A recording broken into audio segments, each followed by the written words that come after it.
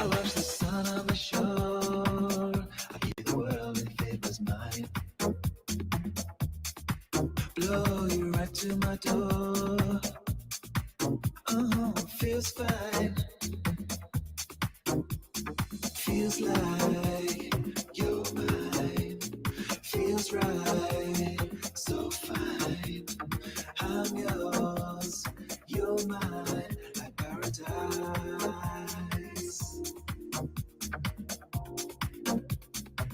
I'd give you the world if it was mine. Blow you right to my door. Feels fine. Feels like you're mine. Feels right, so fine. I'm yours, you're mine, like paradise.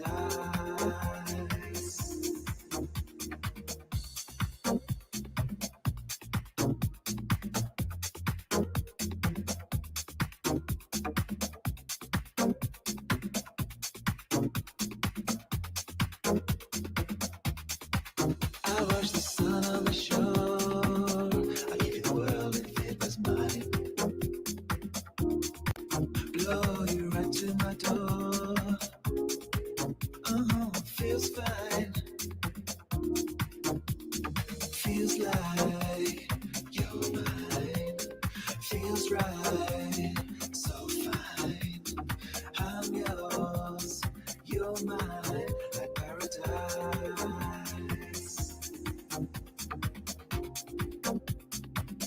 I'd give you the world if it was mine. Blow you right to my door. Feels fine. Feels like you're mine. Feels right, so fine.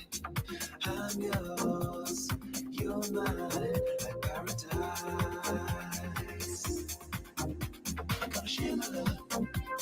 Share my love with you. I'm gonna share my love.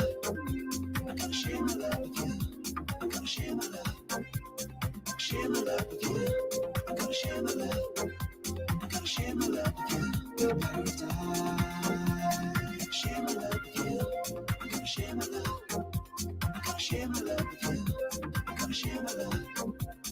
Share my love with you. I'm gonna share my love. I'm gonna share my love with you. Paradise. Share my love with you. I'm gonna share my love. Share my love with you. I'm gonna share my love. Share my love with you. I'm gonna share my love. I'm gonna share my love with you. Paradise. Share my love with you. I'm gonna share my love. I'm gonna share my love with you. I'm gonna share my love. Share my love with you. I'm gonna share my love. I'm gonna share my love with you.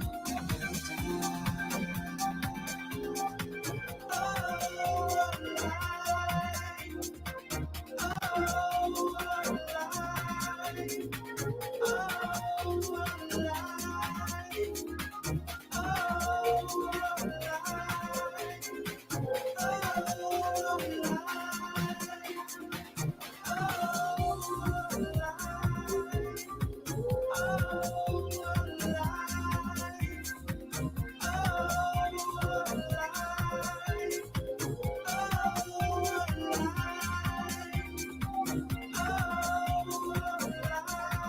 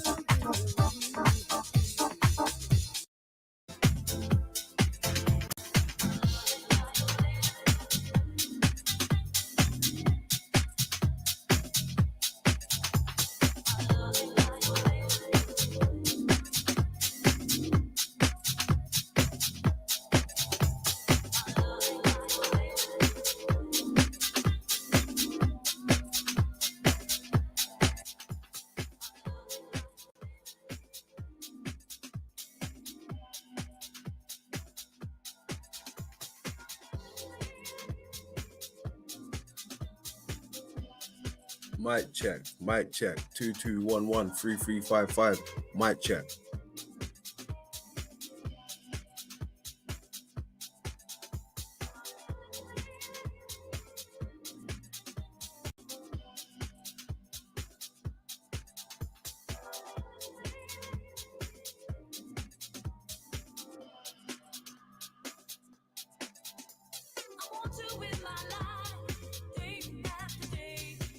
There you go.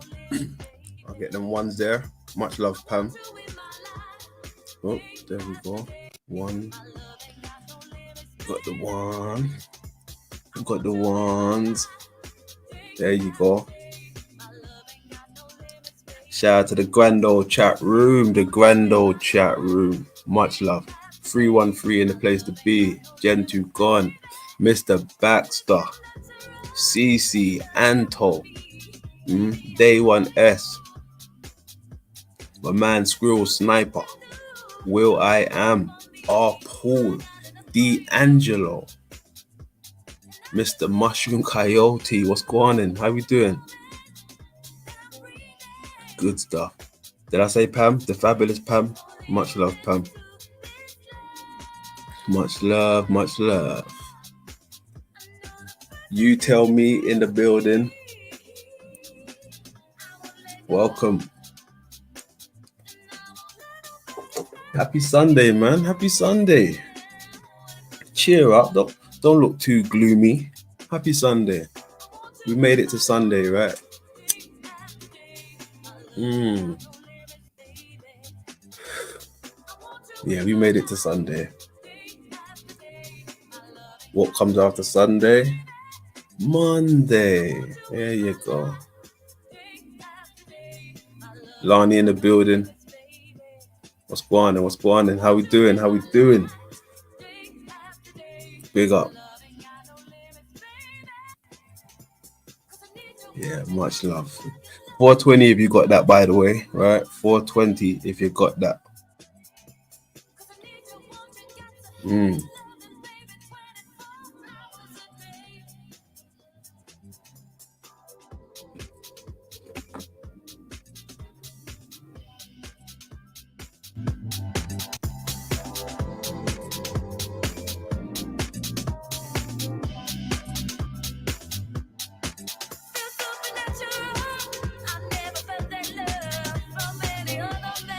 Sing it, girl. Sing it.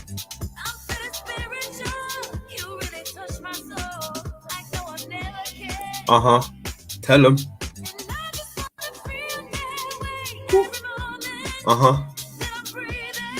Hey. Right back at you, sweet cheeks. Right back at you.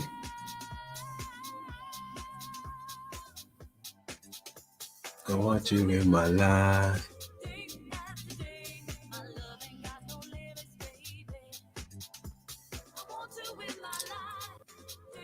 Let me go ahead and throw that link out there nice and early, just in case anybody wants to come up and smoke and say hello. No pressure.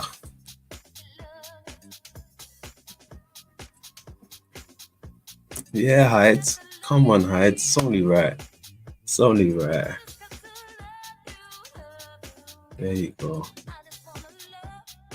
Much love. Grand old chat room. Grand old chat room.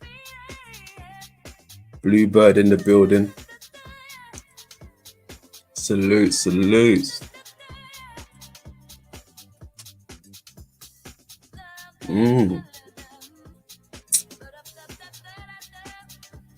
Yeah, me too. I love me some Sunday. I love me some Monday. I love me Tuesday, Wednesday. You get the drift. You get the drift. I even love the rainy days. I love rainy days.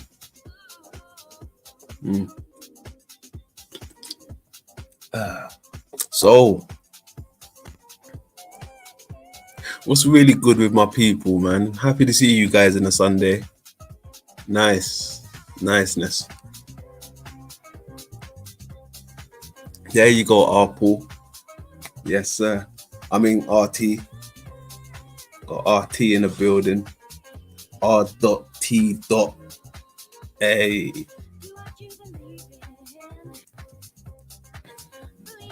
Right, rainy nights, indeed, rainy nights. I love it. I love to. I mean, me personally, every night I go to sleep with the sound of the rain on my phone. I put my phone on the other side of the pillow and the rain. It knocks me out within seconds. Well, maybe a minute or two, and I'm gone. If I don't have that, then oh my gosh, I'll be up for hours. Ruled by Saturn in the building. Much love. Big up. Good stuff. Yeah, the rain. You gotta love the rain. The pitter patter.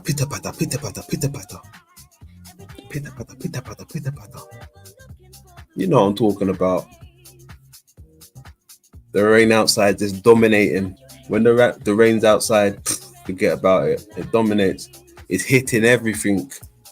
The shed, the windowsill, the bikes, whatever you got outside, the bench, the table. You can hear everything when the rain hits. I love it.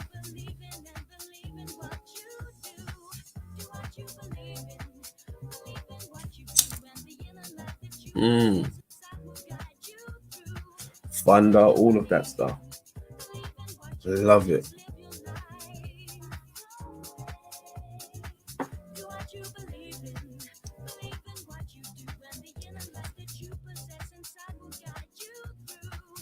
Yeah, there you go. The rain dominates. It dominates. I'm telling you. You can't beat the rain. Good stuff. That rain. If you see that rain, tell them London said, yo, send it my way. It cleanses the place, right? You come out in the morning and it's been raining, I can tell. Nice. Clean.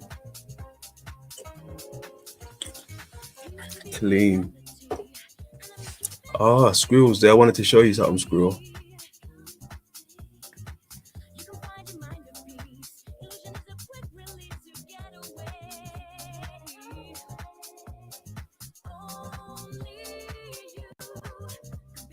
Oh, where's it gone?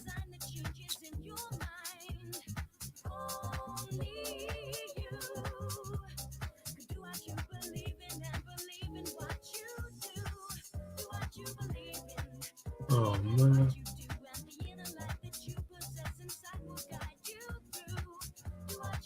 Oh, that's some bullshit. Must be in this one.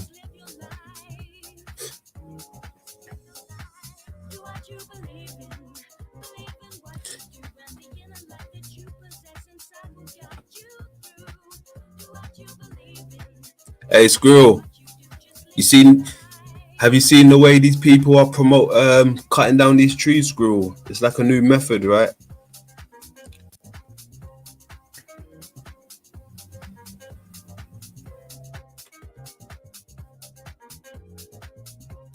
Watch how he cuts this, squirrel.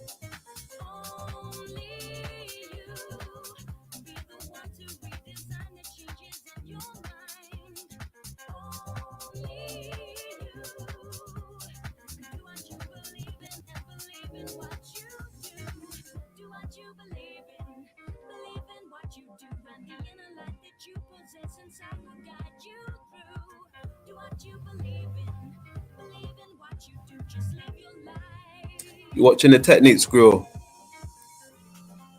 Watch what he does now, right? See that? He takes out the little block from the back, chops it like that. Now it falls like this. Look at that. Look how it falls. Look at that quality. That's guaranteed to fall one way when you cut it like that, squirrel. Quality, right?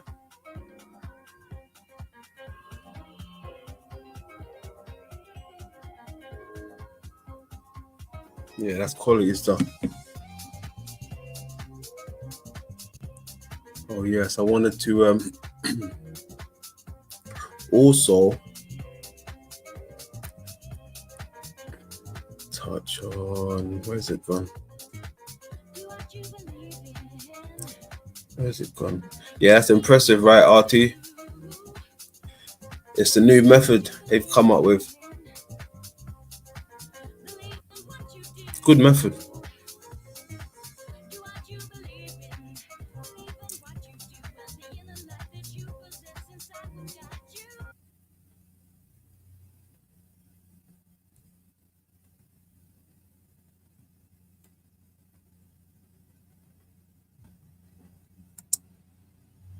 We have a great topic. We're discussing the real reason that God is trapping souls on earth as we continue to explore a banned book called On the Origin of the World that was forbidden by the church, declared as heretical, that describes the creation story prior to what happens in the Bible and reveals that God is not what he says he is, and that we as humanity are much more than we are told. Now, this is going to be very interesting, and like I said, we're reading On the Origin of the World. We're probably going to touch on a couple of other secret books as well, like the Secret Book of John and the Reality of the Rulers. And it's going to be good. We're going to be diving into this and really seeing why this was thought of as heretical and what it has to do with us. Now, I want to remind you all that if you're enjoying my work, please hit like and subscribe so that we can get this information out there and help create a better world by spreading enlightening information. Also, if you enjoy my work, consider supporting on Patreon. It helps out a lot. If you become a member on Patreon, you get access to all of our members-only videos, and there's a new one every single week. So you can get that by joining any tier on Patreon. Look, an idiot with £1 million.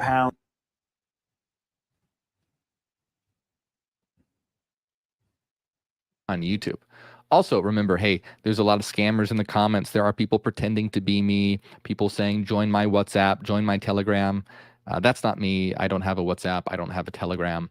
So, don't do that. Whatever they're saying, I don't know. Don't. Also, there are people and groups out there that don't like what I'm doing and what we are doing. They don't like the information that we are spreading.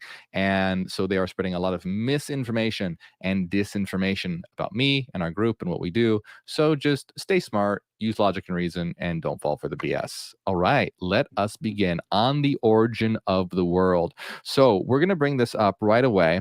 And like I remember, these were discovered in 1945 near the tombs of Egypt. And you can read all of these for free, by the way, on gnosis.org. Great website. Highly recommend it. Check it out. You can read it for free. And well, we're starting out here with the creation of humankind, because remember, we're talking about God trapping souls on earth. Now, all right. So let's just dive right into this, because On the Origin of the World is a very strange book. Even as Gnosticism goes, it's a little odd, but we're going to be taking a look at a lot of these different texts and seeing how they all are telling a very similar story. So it's and the reason why this is important is because ultimately it has to do with our eternal nature and what we are, where we are, why we're here, that sort of thing. So it says, before Adam of light withdrew in the chaos, the authorities saw him. So before we even go any further than that, if you are new, if you haven't seen the other parts of this, that's fine. But here's what's going on. So essentially, the God of the Bible and his angels are evil beings known as archons or rulers or the authorities. And the head archon, the chief ruler, which is the God of the Bible, the God of Christianity, is known as Yaldabaoth, and he is, of course, an evil being. Now, above these evil beings is the perfect realm of light. These evil beings are sort of the shadow, the dark thoughts. But there's a perfect realm of light filled with beings called eons that are powerful beings that reside in the realm of light rather than the realm of darkness, which is associated with the rulers and where Earth resides. Earth resides in this realm and is called like the footstool of Yaldabaoth. It's in this dark realm. That's where Earth resides. Now, when it says the atom of light, so here's the thing. Adam of light, we're not even talking about bodies at this point. This is a spiritual entity. So this is a human, but it is a spiritual human. This is a human of divine light. So you have this being called Adam of light, who is a being of light and is a spiritual human, and doesn't have a body, nothing like that, but is extremely powerful and is actually creating his own heavens and his own worlds. And these heavens and worlds that this spiritual human is creating is better than the worlds and heavens that Yaldabaoth and his archons have created. So this is what it says, where it says, before Adam of light withdrew in the chaos, the authorities saw him. So basically what happened was this being of light walked on earth for a little while, humanity, and this is the realm of chaos. Earth exists in the realm of chaos, and then withdrew again back to the realm of light. He couldn't go all the way back to the highest realms of light because he had some impurities from being on earth. But then this is why he started creating his own worlds and his own heavens, etc., which were better than the authorities, the rulers of earth. And so while at the spiritual being, the spiritual human, Adam of light, was on earth or in the chaos, the rulers saw him before he left. They saw him. And the authorities, who would, if we're talking about the Bible, they would be like the angels, but they're demonic evil beings. So they laughed at the chief creator because he lied, saying, I am God and there is no other God but me. When they came to him, they said, is this not the God who ruined our work? So this is a very interesting passage. Really cool. So see what's going on here, because God in the Bible is constantly saying, if you read the Bible, God goes, I am the only God. There is no other God but me. I am a jealous God. Thou shalt have no other gods but me, etc.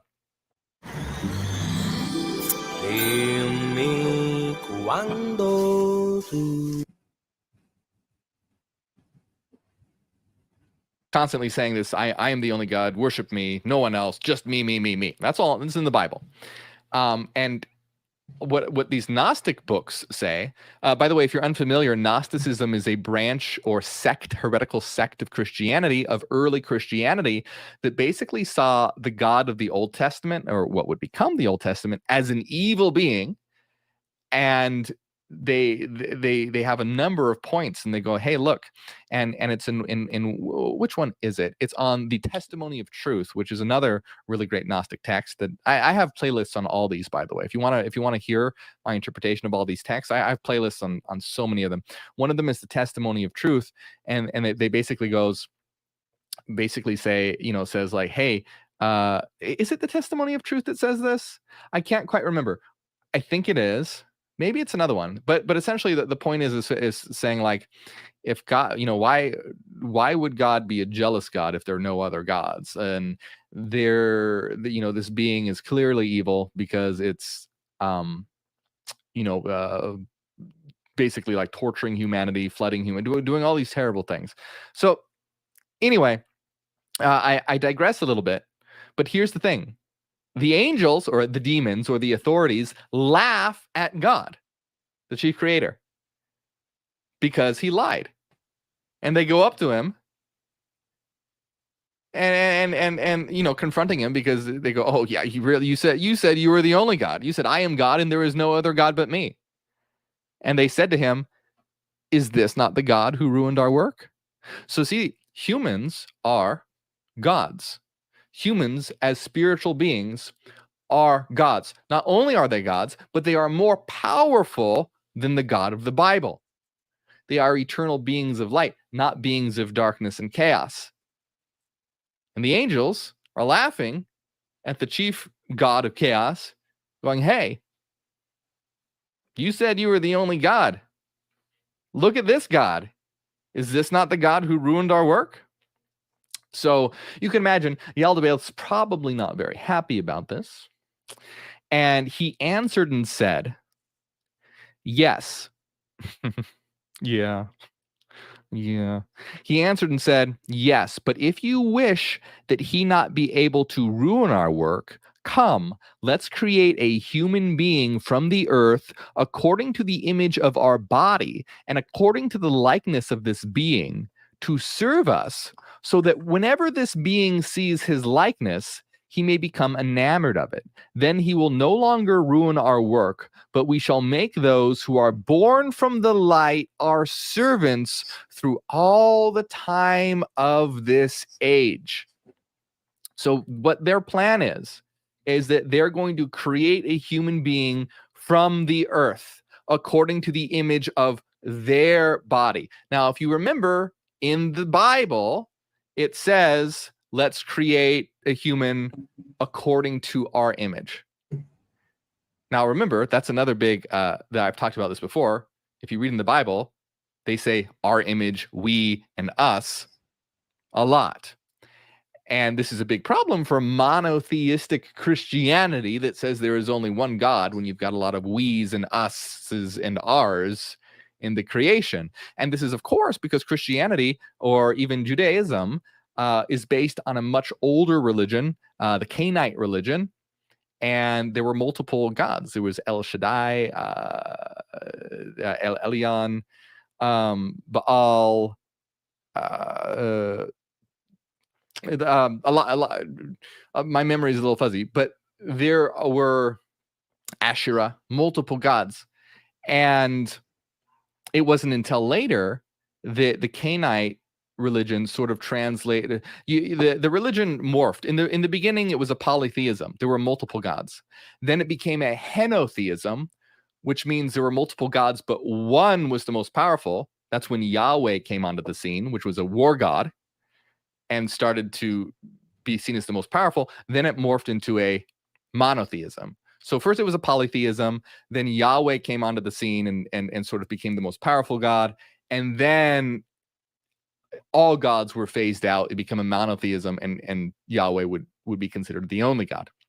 But anyway, getting a little off track, but going back to this, Yaldabaoth, the chief ruler god, says, let's create a human from our image, from the earth, according to our body. And so they're creating a earthly human body. And there's one simple sugar hack anyone can.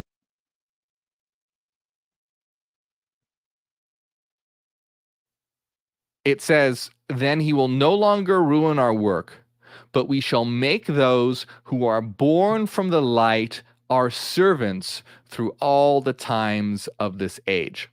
So you can see that clearly what's happening here is that this God is jealous of the power that human beings have as spiritual beings. And so they are creating bodies to trap beings of light to be their servants.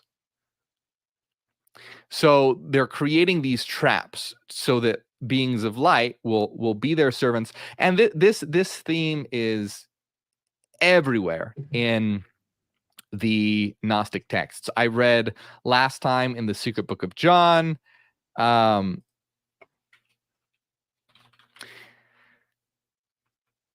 In the Secret Book of John,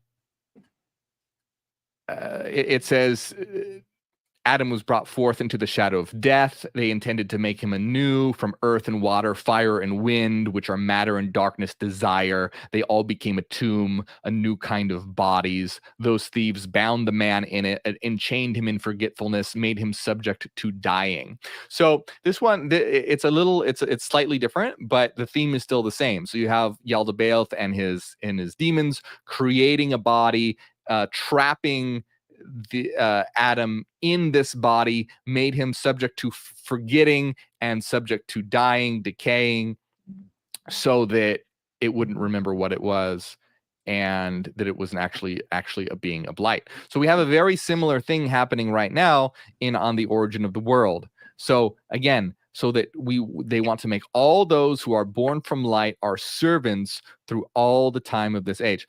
Now, all this came to pass according to the forethought of Pistis, in order that humankind might appear after this likeness and condemn them on account of their fashioned bodies. And their fashioned bodies became fences for the light. So see, in the secret book of John, it describes the body as a tomb. On the origin of the world, they describe it as a fence. The bodies are like fences for the light. Now, we have a lot more to talk about here, but Gnosticism looks at the world as being very evil, a very nefarious place, a world of darkness and destruction. But here's the thing, and what we talk about in our system, in the Neogenian system, is we have a different view on earth and bodies. We don't necessarily look at them as being hell and prisons.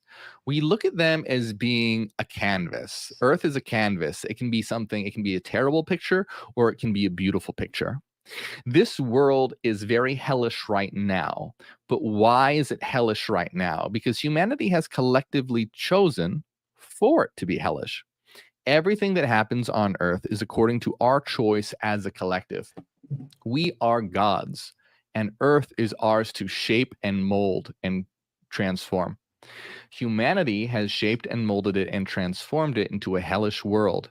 It is humanity that has made this world into hell, but we can transform it into heaven. We can create the kingdom of God, the kingdom of heaven. Now we are the shapers, we are the creators, we are the transformers. And that's exactly what we do as the Neogenian system.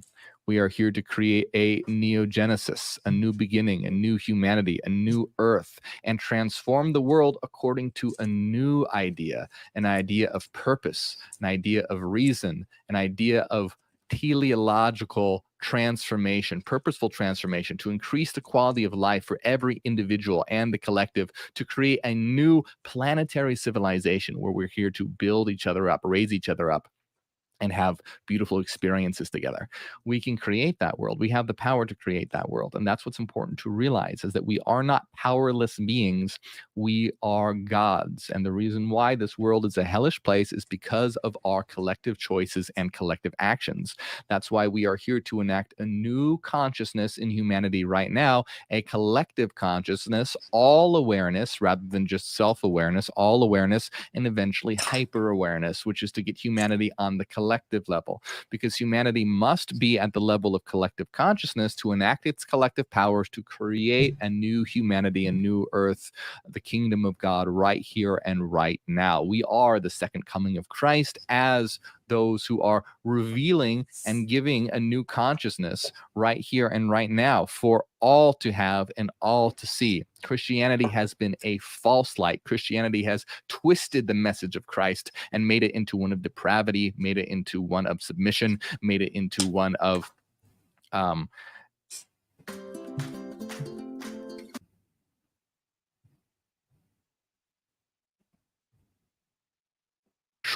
to control the masses, to dominate the masses. That has never been what it's about. It's about realizing that we are God and that we have the power to create and transform right here and right now. And this is exactly what it says in the beginning of the Gospel of Thomas, where Jesus said, whoever finds the correct interpretations of these sayings will never die. Jesus said, the seeker shall not stop until he finds. When he does find, he will be disturbed. After having disturbed, he will be astonished. Then he will reign over everything. The kingdom is within you and it is outside of you. When you understand yourselves, you will be understood, and you will realize that you are sons of the living Father. We are the sons of God. We are the gods, and we have the power to transform this world. So I just want to point that out very, very quickly. Gnosticism and on the origin of the world, which is a form of Gnosticism, has a very negative outlook on the material world and bodies. However, we don't. Bodies are sort of, they can be uncomfortable, and it can be very difficult because these bodies are very poorly evolved. and so it can feel uncomfortable. But ultimately, bodies aren't a bad thing. Why not? Because it allows for localized interactions. Like when you play a video game, you have an avatar. If you didn't have an avatar to play that game, you wouldn't be able to interact in the world. Avatars are exactly what allows us to have localized experiences, which is a particular kind of diversified experiences that allows us to interact in interesting and meaningful ways.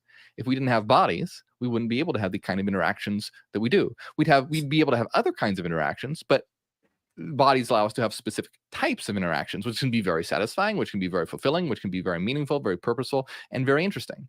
So bodies are not traps. Bodies are not tombs. The earth is not hell, but it can feel like that, and it seems like it because of humanity's collective actions. We are at a phase of humanity that's in the survival phase, and we have not yet transitioned to the phase of thriving, a planetary civilization, which is literally what we are doing here. We are here to create a neogenesis, a new beginning, a new earth, a new humanity, right here, right now. So, are you ready? Let's do it. Starts with you, starts with me. Can happen anytime. If you're ready, are you ready? I'm ready. I'm waiting. Let's go. Let's do it. So let's continue this. It says, then the authorities received knowledge necessary to create people. Sophia Zoe, who is with Sabaoth. So Sophia Zoe represents life. And and then Sabaoth is a being that, so this is very interesting. This is, On the Origin of the World, very interesting book. So you have Sophia Zoe, who represents life. And Yaldabaoth earlier actually created death in anger because one of his sons or offspring, known as Sabaoth, was not a fan of Yaldabaoth and what he was doing in his realm of chaos and rebelled against Sabaoth. Sabaoth rebelled against Yaldabaoth and had sort of a war in heaven and joined the realm of light. And you see there's some similarities, to the story of Lucifer, who rebelled against God with angels and had an association with light. Sabaoth is one who rebels against that God, joins the realm of light, and has a war in heaven. So you have Sophia Zoe, who is with Sabaoth. So these are now, Sophia Zoe represents life. She's a being of light. Sabaoth, interestingly, was the offspring of Yaldabaoth, but he joined the realm of light. These are very interesting, cool stories, aren't they? I really enjoy them. Very, very cool, very interesting. So you have now Sophia Zoe and Sabaoth, who are watching. Zoe is life, Zoe or Zoe, however you want to say it. Zoe or Zoe, they are life with Sabaoth, and they're watching what Yaldabaoth. Remember, Yaldabaoth is the creator god, the god of the Bible, with his demons and archons and angels, and they're seeing them create people, bodies, and so they laughed at their decision because they were blind. In ignorance, they created him against themselves. They do not know what they do. Because of this, she anticipated them. She created her human being first in order that he might tell their fashioned body how to scorn them and thus how to escape them. Now, this is interesting. So it's never said directly who this is. But it has it's the well, let's go. You're going to see very, very Christ-like similarities. So let's read this first, and you'll see what's going on here. It says, now the birth of the instructor occurred in this way. So remember what Sophia Zoe is doing, life, as she watched Yaldabaoth create all these bodies. She goes, okay, well, she's going to create her own human first so that human can tell the fashioned bodies, the material bodies, how to scorn them and escape from them. So basically how to liberate the beings of light from their bodies, how to escape. So now the birth of the instructor occurred in this way. When Sophia let a drop of light fall, it floated on the water. Immediately, a human being appeared, being androgynous. She molded that drop first as a female body. Afterward, she molded it with the body in the likeness of the mother who appeared, and she finished it in 12 months. An androgynous human being was conceived, who the Greeks call hermaphrodite, while the Jews call his mother Eve of life, that is, the instructor of life. Her child is the creature who is Lord. Afterwards, the authorities called it the beast in order to lead their fashioned bodies astray. The meaning of the beast is the instructor, for it was found to be wiser than all beings. Moreover, Eve is the first virgin who gave birth without a man. She is the one who functioned as her own midwife. So this is very, very interesting here. You kind of have a lot going on. You have this instructor being created. Remember, on the origin of the world, it's very strange, even for Gnosticism. But you have this instructor being created so that he can, or they can, thwart Yaldabaoth's plan, Yaldabaoth's idea to trap beings of light. So Zoe is creating this instructor so that they will be able to liberate these bodies by giving them information to be able to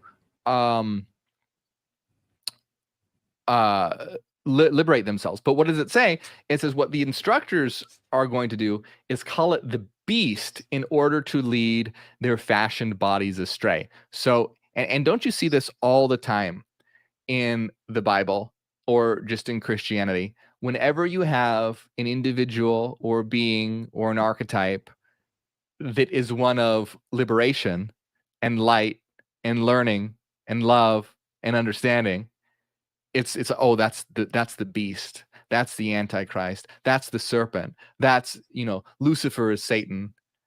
You have all these attacks being put forward. You know, you have Lucifer, the light bearer, who brought knowledge to humanity, condemned as Satan.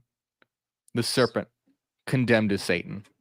Christ, message twisted and inverted. And you see this continuous theme again and again and again within Christianity, and basically this is what the book is saying, is that the chief ruler, Yaldabaoth, will be calling the instructor the beast to lead the people astray so that they won't listen.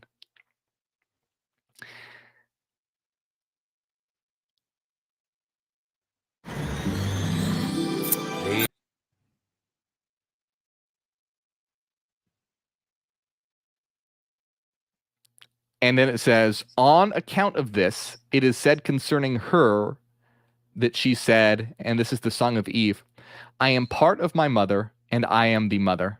I am the wife, I am the virgin. I am pregnant, I am the midwife. I am the one who comforts during labor pains.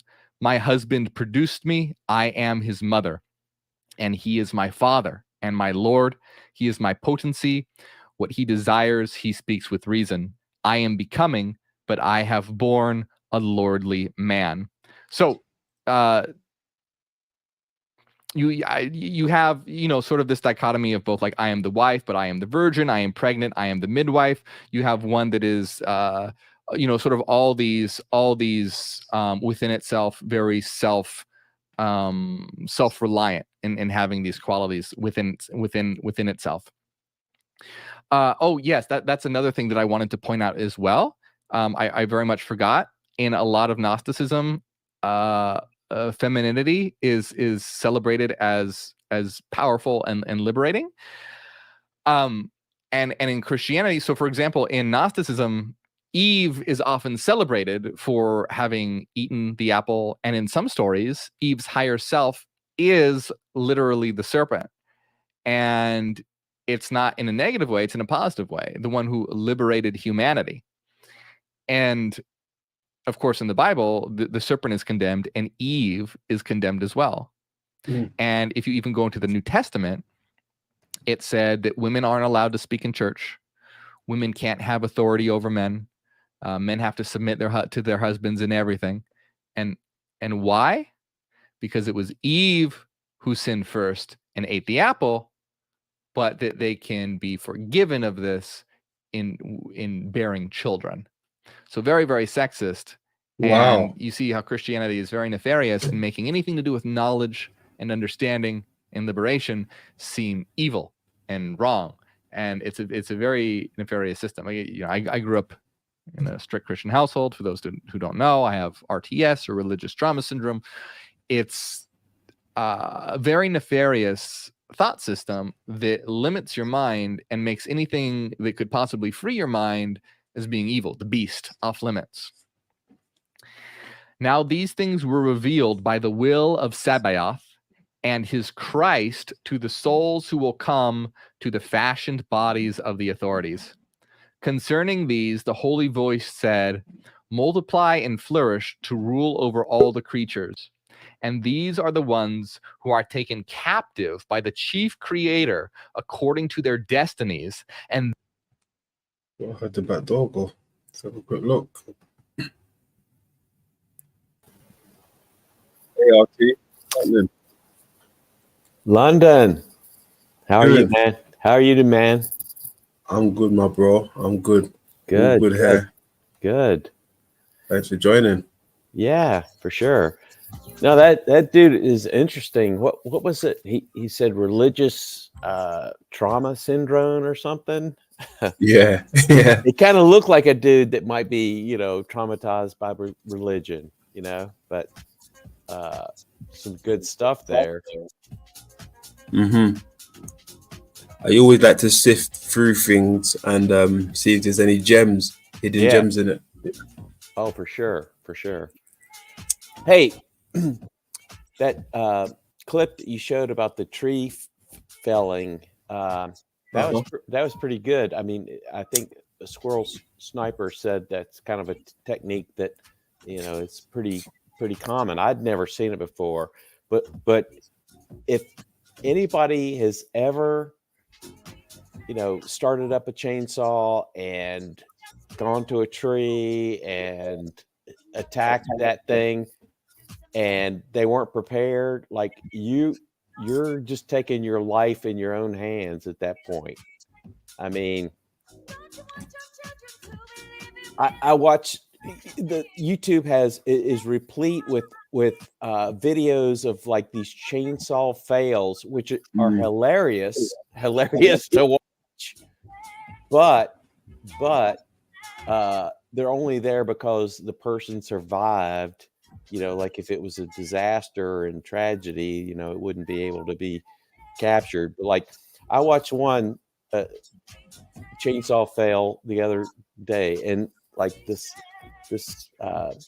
older woman, she's out there with the chainsaw, no protective gear, she's in shorts, no chaps, no nothing, and and she's chainsawing this tree, and literally the way this thing fell, it like just barely cleared her head. I mean, people don't realize that you've got to look around, you got to like clear your escape route. I mean, it's that serious. Yeah. I mean, I'm telling you something you already know, but like you've got to okay, if this thing goes bad, like clear out the leaves. I got to have a place that I can run. And I don't know. It's some of these people that just think, oh, well, I'm just going to go out here and use a chainsaw and take care of this thing. And the other thing is like a dead tree. They call them widowmakers for a reason, because these branches that are overhead and they're like barely hanging on there. You start hacking at a dead tree, well, these huge branches overhead, they're going to cut loose, and you're down below and that kind of thing. I had some tree work done a few years ago, and it's one of those things where they here in the United States they would plant these trees that were like they're like Bradford pear. They were like an ornamental tree, but the thing is, yeah, when they were small, they're kind of nice and they flower in the spring and so forth. But once they get, of age, these things are like a disaster. They're notorious for like limbs breaking off in just the simplest storm. And after like I had two vehicles where the branches, crashed down on them, and I had, I'll deal with all that. I had them all taken out. Well, this tree company came over there. The dude had like the smallest little Skills chainsaw, and he was up there, and like you could just see it was almost like artistic. He was an artist. He was absolute craftsman artist up there in this tree. The way he used this very expensive but super small chainsaw to like just in the way they would do it was like cut and just allow the branches to, he wouldn't cut all the way, but just enough to where the gravity would, the downward force, whatever it is, would bring the branch down so it wouldn't crash on people. It was incredible to watch. I mean, that's a skill. These tree dudes that know what they're doing is such an incredible skill. But if anybody wants to get a hoot, watch some of these chainsaw fails where people are like, it crashes, it crashes onto their house, it crashes onto their vehicle. You've seen them all, right? Yeah. Yeah. Hilarious. Yeah, for sure. So what's going on? What's going on over there in the UK right now? To be honest, I couldn't even tell you. Yeah. I just know what's happening in my household. Apparently, there's some stuff happening, but it missed me. Yeah. It missed me. Now, so do you live more in city limits or like in London proper? I mean, I don't want to. Yeah, you could say. Yeah, no, Okay. you're good, man. You could say so. Yeah, city. Yeah. I visited London. It's been years ago. It's like what was shocking to me was how sprawling, how big the city was. Of course, we did the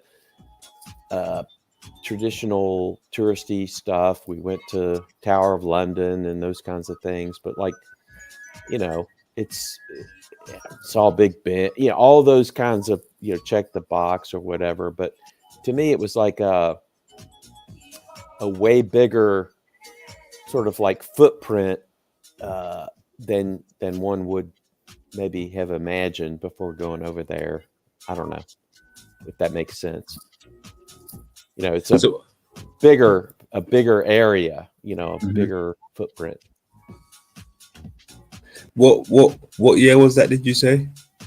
This goes back, oh my gosh, like 1999. It goes way back.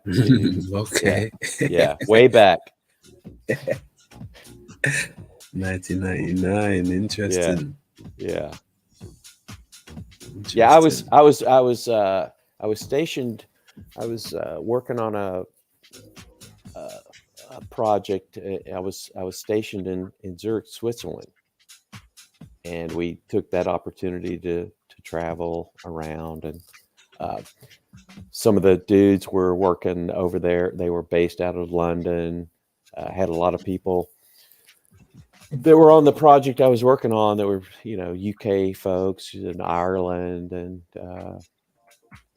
all over Australia type thing. But yeah. Have you ever been to Switzerland? No. Closest I've been is Sweden. Oh, so you've been to Sweden? You've been to Stockholm? Correct.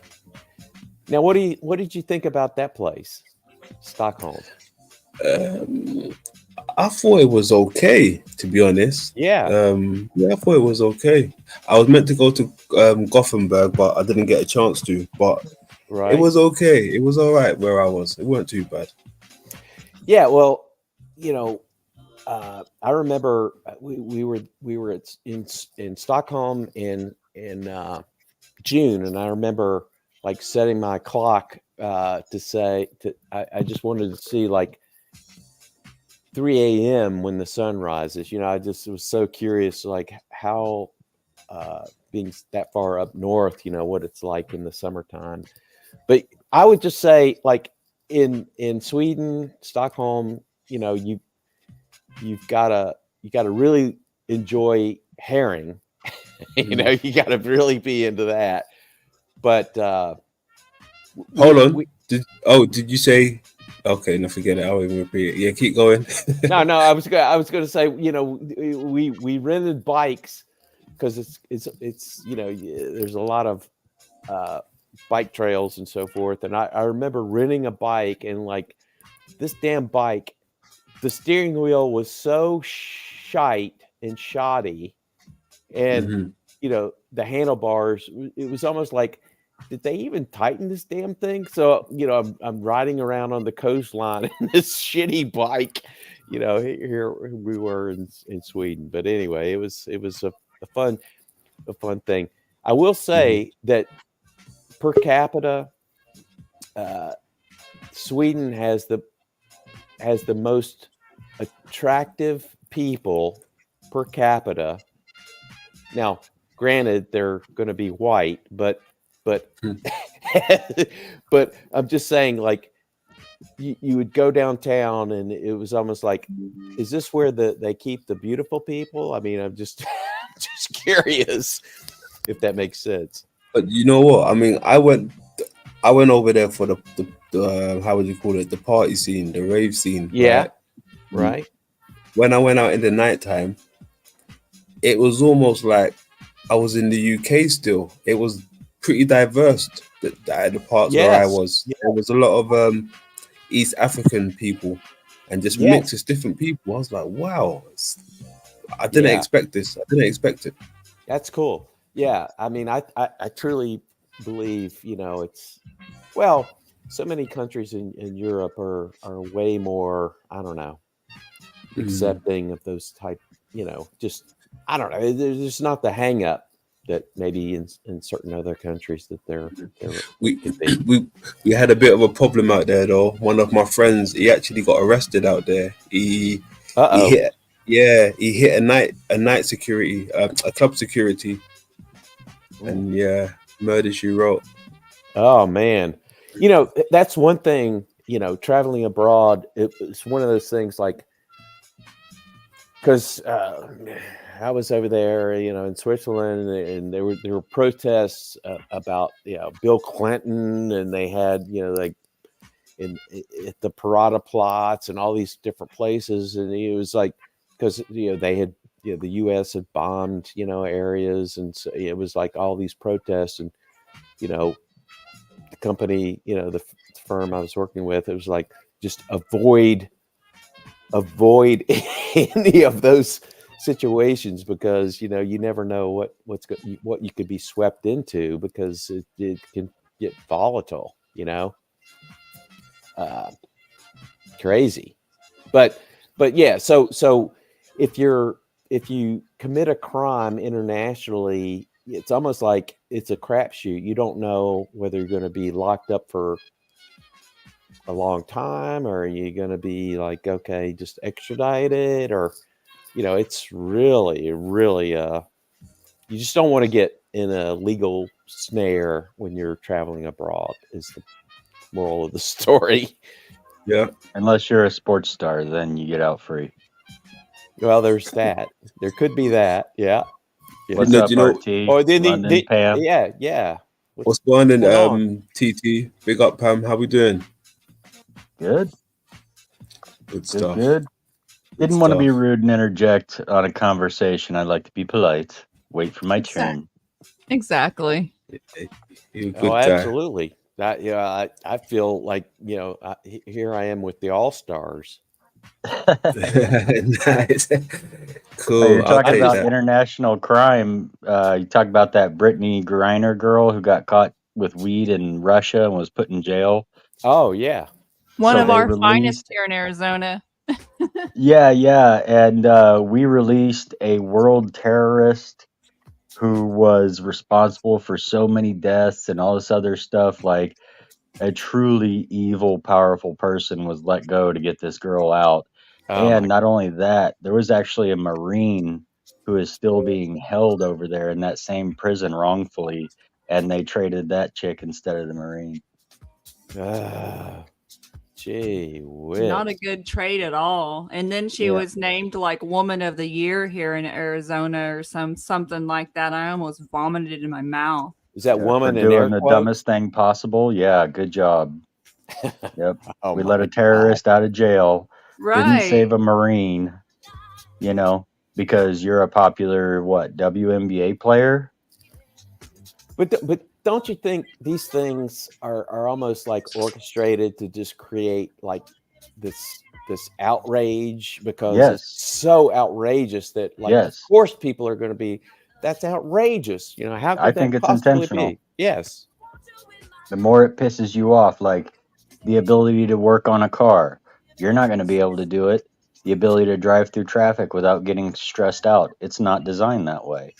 Right. Go to the grocery store and try to buy something healthy that's truly healthy for you.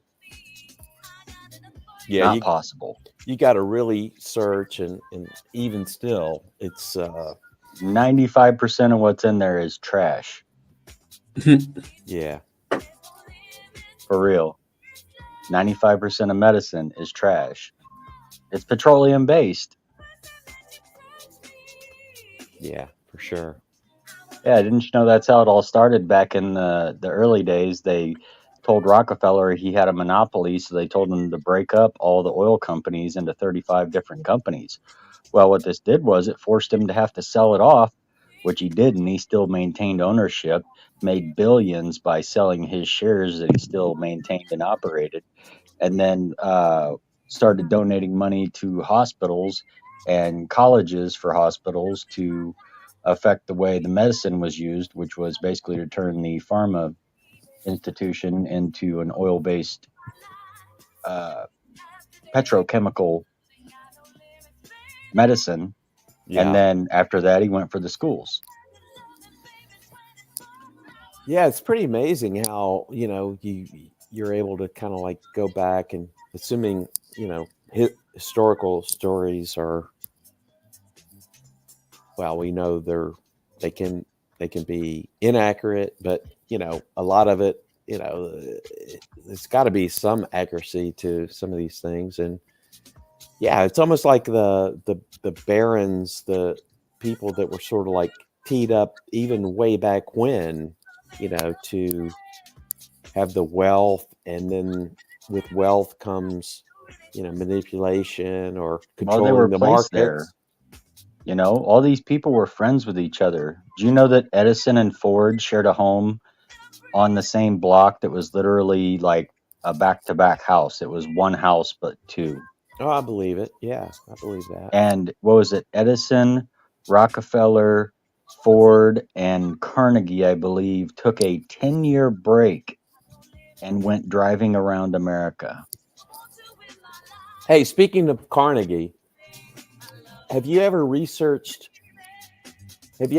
into all the libraries that are supposedly, Carnegie donated? It's shocking. Like all around, not just the United States, but internationally. Like, how could this possibly be? It's almost like this almost seems like a fake story. Like, let's put this Carnegie dude in all these historic buildings that now we call libraries, and Yeah. people will buy it.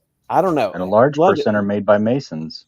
London, have you ever looked into that? Like the Carnegie connection and all these like fabulous buildings that he supposedly owned that are now donated in our libraries or parts of universities. It defies logic. It defies common sense. It just you have to suspend your disbelief. It's just a control system. I mean, if you can control the amount of information people get to look at, then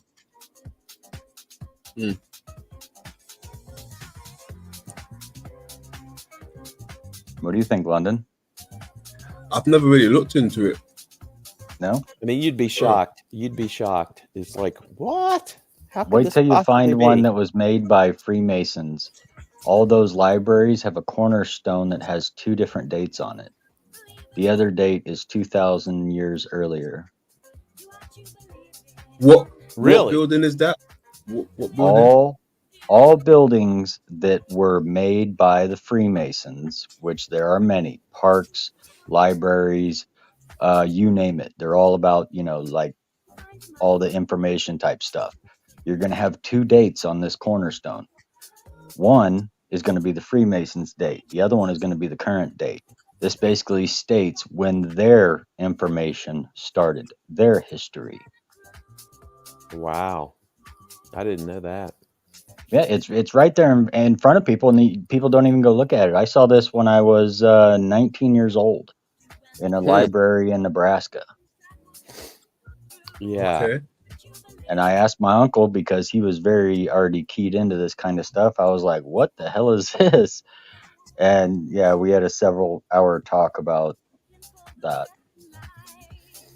Hey, London, have you ever traveled to northern England, and seen, for example, the Fountains Abbey up in the North Yorkshire area? I've been to the north of England plenty times, but I haven't been to those particular parts you're speaking of. Yeah, the reason I bring that up is these are the Fountains Abbey ruins are supposedly from the medieval day 1100s or whatever. And when you go to visit these ruins, it's like they're out in the middle of nowhere, and this thing is like sunk down sort of like in a valley area. And to me, it looks, I mean, it's so massive. These ruins are so massive, but it's almost like public works from another era, like utility, water utility facility or something. And yeah, there you go. And it doesn't seem like a monastery whatsoever at all. Now when you look at some of the thing, it's like, well, that looks like a churchy thing, but like, hey, what we know are cathedrals and churches. Like, you may need to get that out of your head, because some of these things clearly are just, look at that. I mean, if you see them in person, it's incredible. I can imagine. But I swear, the way it's the terrain and the way it's located in that little area, and there's nothing out there. So like, what the hell? Who came to this monastery? Who came to this thing? On the one hand, I speculated like, well, in so-called medieval days, whether that's whatever, the timeline is all screwed up, but like, so how would you bring these supposedly uneducated peasant people to religion?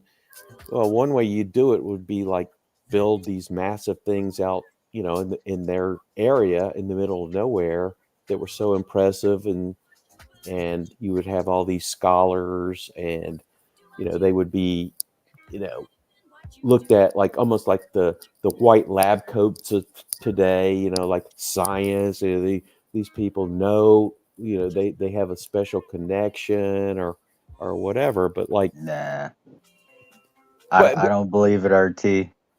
well, I'm just saying that's how you could possibly get a populace to like start buying into organized, these religions and Oh, that of kind of thing. course. Yeah, You take the that massive, beautiful buildings that were left over that had different purposes, and then you assign them to your religion, your purpose, and go, look what we built for you.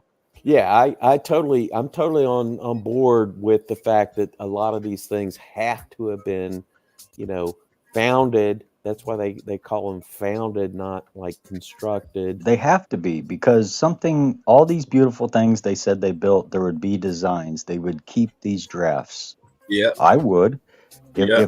If I drew up a cathedral, don't you think I would hold those blueprints like so sacred to me like a scroll? Well, hey, I really They look. don't exist. There are Moreover, not blueprints for any of these buildings. Like I the really, White there- House, no yeah, there'd be blueprints. stories passed down from the builders and the people who built everything. There's no stories. There's no anything about that. Mm. Right. And you know how they got away with it? The old royal schools. They would only select their own elected family members and bloodlines. And the only thing you were supposed to learn when you went to these royal schools were Greek, Roman, or Greek, Latin, and math. So what they wanted you to do was come in there, find the old tech, deconstruct it, figure it out for yourself. Now you are the inventor of that. Okay. yeah. Now you're going to write tons of papers on what this technology is. And I can just about prove it at this point from how Oh much yeah, I've looked it up. I'm sure. They were 100%. just going and reinventing technology that already existed. Hey, please figure out how this works, and then you'll become the inventor. Yeah, reverse engineering for sure. All of it. Yeah. From philosophy to mechanics to math. Half of these people that were attributed to math, these were old concepts. The guy who Hey, made the first battery was going off of Egyptian Leyden jars. hey, This is I old shit. I was at a antique shop years ago and came upon, you know, a book, old book from the mid 40s, 1940s, and it was talking about like, how did they build all these ancient, cathedrals and medieval cathedrals. And so when you really look into it, it's almost like, they have, it's the explanation is so flimsy, and the pictures of how they're built, they show an oxen, and like it's not convincing at all unless you just like it's a foregone conclusion. Well, yes, of course, that we were able to do that with oxen and scaffolding and hoists, Yeah, I and don't think so. The right. first thing I'm going to build if I'm building a city or a massive building would be roads. Yeah, I mean, you got to think about transport. There's not even off roads that leads to these places. Sometimes it's like, Look at all those ruins. yeah, Right. I would be more worried about how to get my stuff back and forth than I would where I'm building it. And not alone that, like what you need to talk about with all these massive structures, cathedrals, and all these other buildings are not even the buildings themselves, but the fucking foundations that they're built on. That alone is amazing. yeah, There is a cathedral in New York that has geothermal pipes that go 300 feet into the ground that still provide geothermal heat and air conditioning for a big portion of New York Wow. naturally. And people don't talk about Interesting. that. Right. Oh, this is something new they devised and just so happened to use a cathedral to get it. Yeah, I get it. Yeah.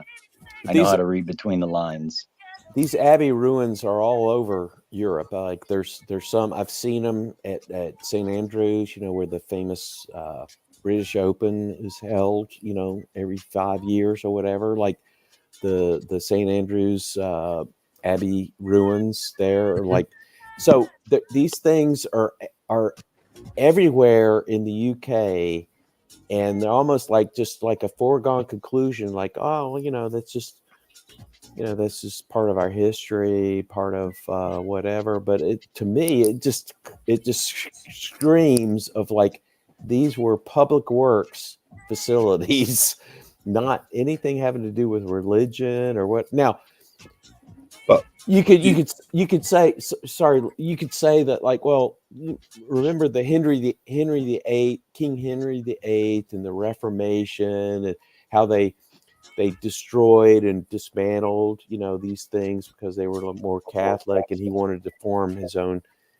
It's almost like a story was fabricated to explain why these things were destroyed.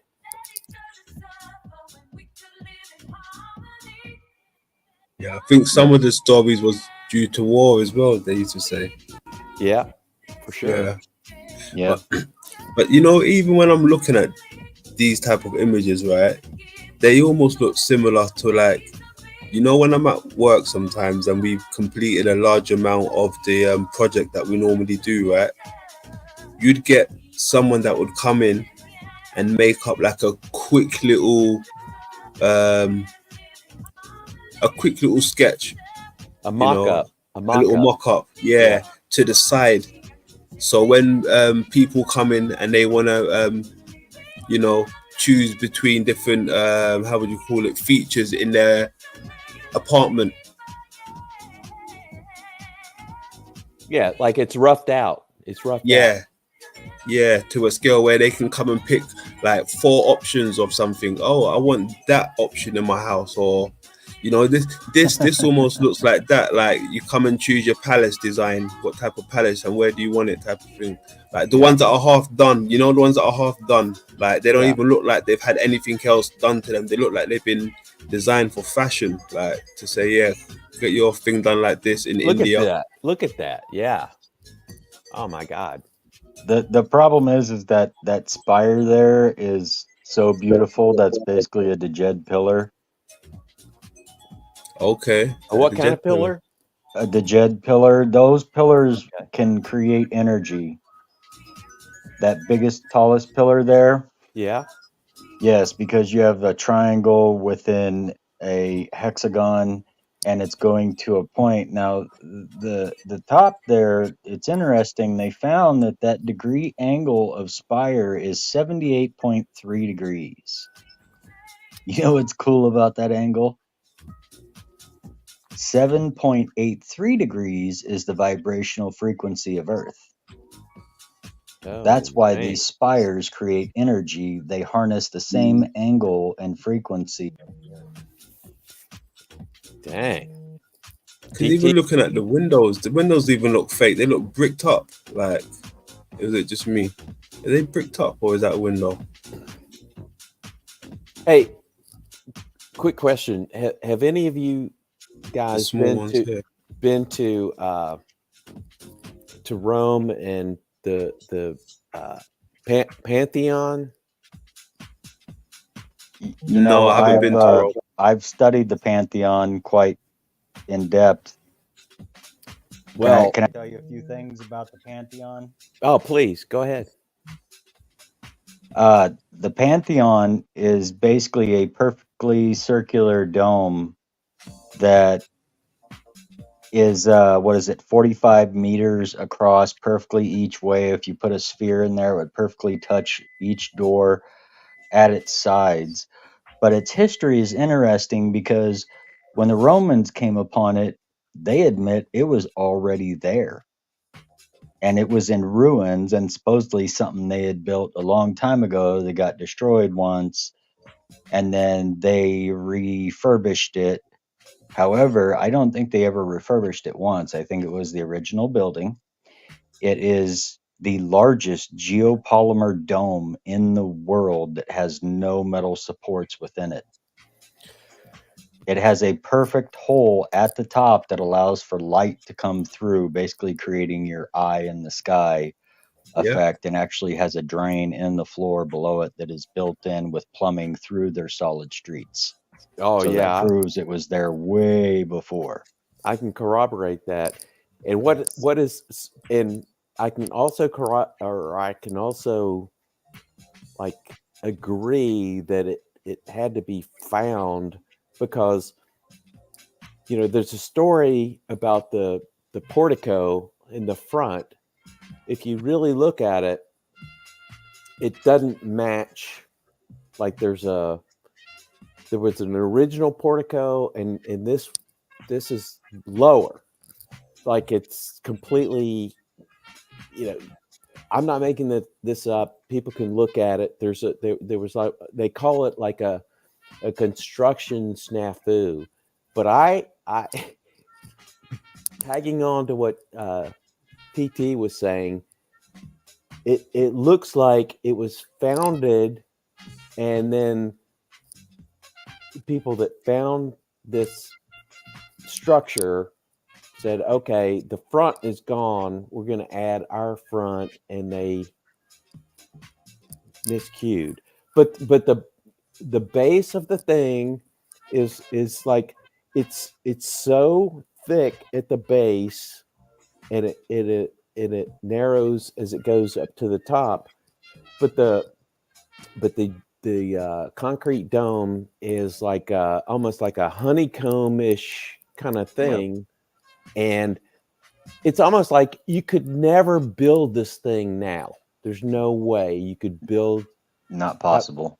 Impossible. And there is definitely a hole in the middle, and I've been in there, and you look up there and you're like, holy crap, it's gonna rain. It could rain in here. It's like, well, it's not only amazing to see, but its geometry to me was more beautiful. Oh yeah, 100%. Its dimensions are just awesome, and they all go off holy, like, absolute numbers and the Fibonacci, and it was meant for a better purpose than to be turned into some Roman place that they didn't even know what to do with it. So it was basically like a wandering hall. But Tony, you've got to at least acknowledge like that structure was the influence of like Thomas Jefferson to go back and make, the University of Virginia with the rotunda. I don't believe that. I think they are mirrored to each other, just like the Sphinx they found in Memphis, Tennessee, and the pyramid by it. Wait, Tony, come on now. You don't believe they all have their copies? There's a sister city, like the bridge they said they deconstructed in London and then rebuilt it in America. No, they didn't. Yeah, but I mean, the rotunda was made out of brick, and it's not. I mean, history, has the formation, in there's photographic history of the grounds on the University of Virginia, and the building of the rotunda, and the influence that Thomas Jefferson in his travels as ambassador to France before he became president, he traveled and he saw the Pantheon, and he's like, oh my God, and it became, like these dome structures, from the Capitol building in the U.S. to pick any number of states in the United States where there's this dome, and you can't. You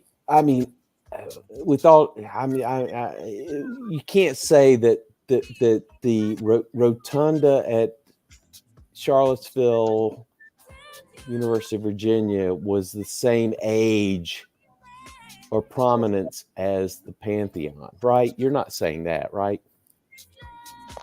I couldn't tell you that for sure. I know I've seen a quarry in Alabama that has pillars on it that look Roman.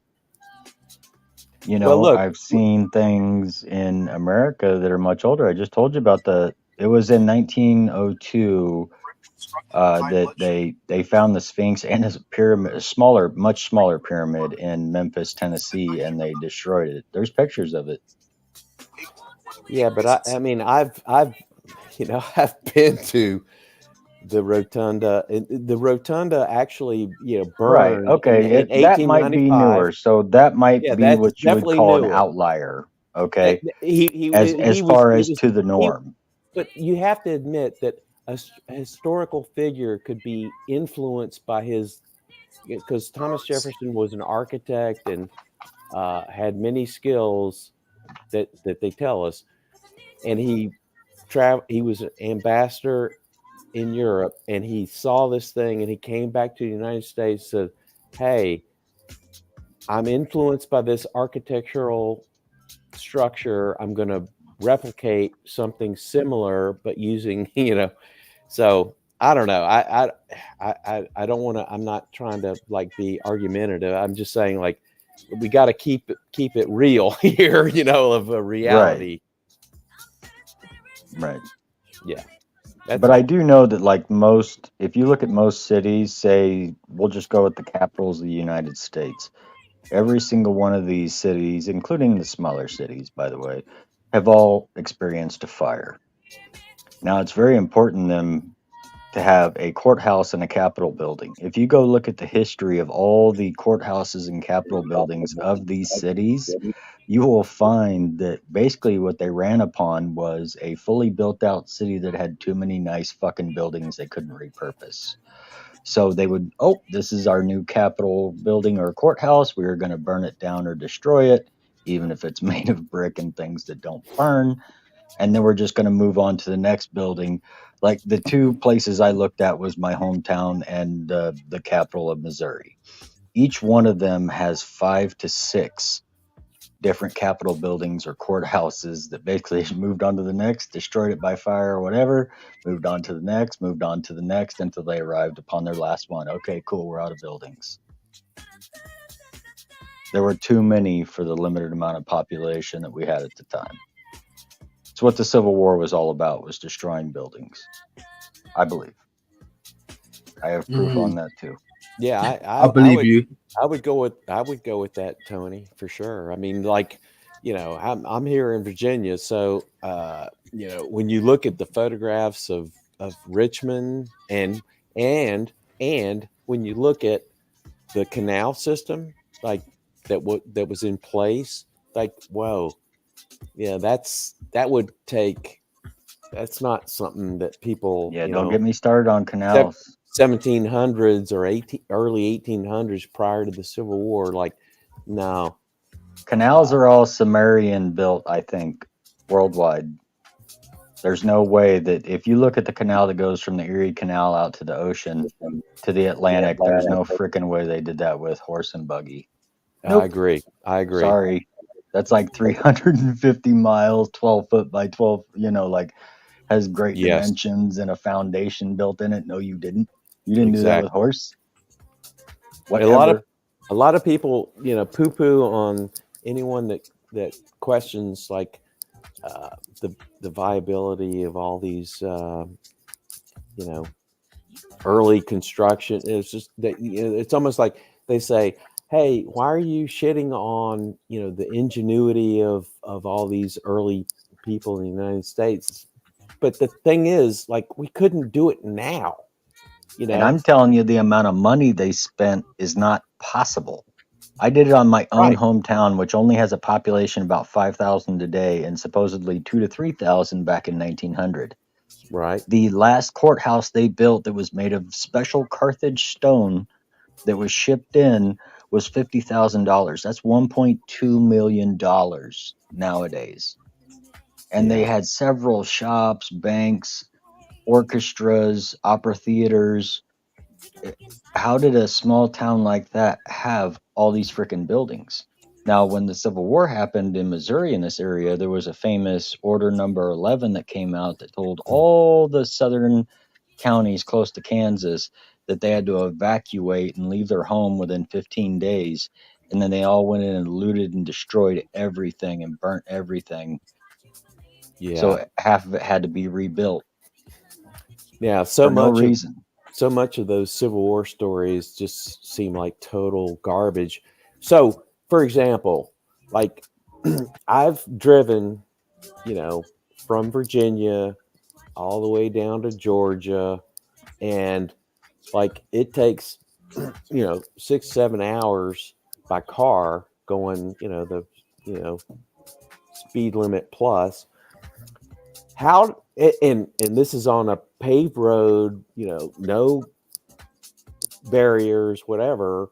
So how in the world would northern forces, who weren't part of Virginia, they were north of Virginia, how in the world would they be able to you could say, well, by railroad. Well, they prevented railroad travel, but how is it possible that these armies could go all the way through, get to Atlanta, supposedly Sherman, burn Atlanta, and Georgia, by the way, is number 4 in the United States, the 4th state that was recognized. So Georgia is old. Georgia is not something like, oh wow, they were just new to the colonies or union or whatever. Georgia is the 4th state in the United States founded. So I don't know. I just find it all like, all you have to do is drive that distance and you go, oh my God, this would be horrible. There's no way you could have supplies. How would you feed your horses? How would you feed your men? What are you running? There's no roads. You're just climbing over rivers. So the whole thing is just falls apart, in my opinion. Now, I'm not saying that there weren't skirmishes and there weren't, because we even have like handed down stories of my ancestors about even there were Union soldiers, or I'm sorry, Confederate soldiers that were just like asking my ancestors, hey, we need food, we're starving, and they provided them food and that kind of thing that's been handed down for decades and decades. So I'm not going to say that's a lie. I truly believe there were skirmishes on the periphery, but like some of those things just don't add up. Well, no, they don't. It's because there was a different agenda.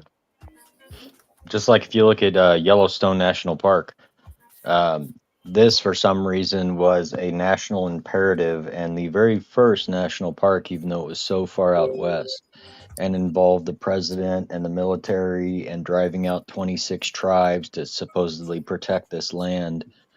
And yeah, you want to talk about destroying an ancient city and keeping the public from knowing where it was and hiding what is there. You just call it a national park. Exactly. Yeah. 100%. There were white cities there. I actually, there's a map that shows an old rendition of Yellowstone when they originally saw it. And I don't know, I tripped out on this map and I zoomed in on it a ton of times, and it literally looks like there are 4 or 5 different white cities.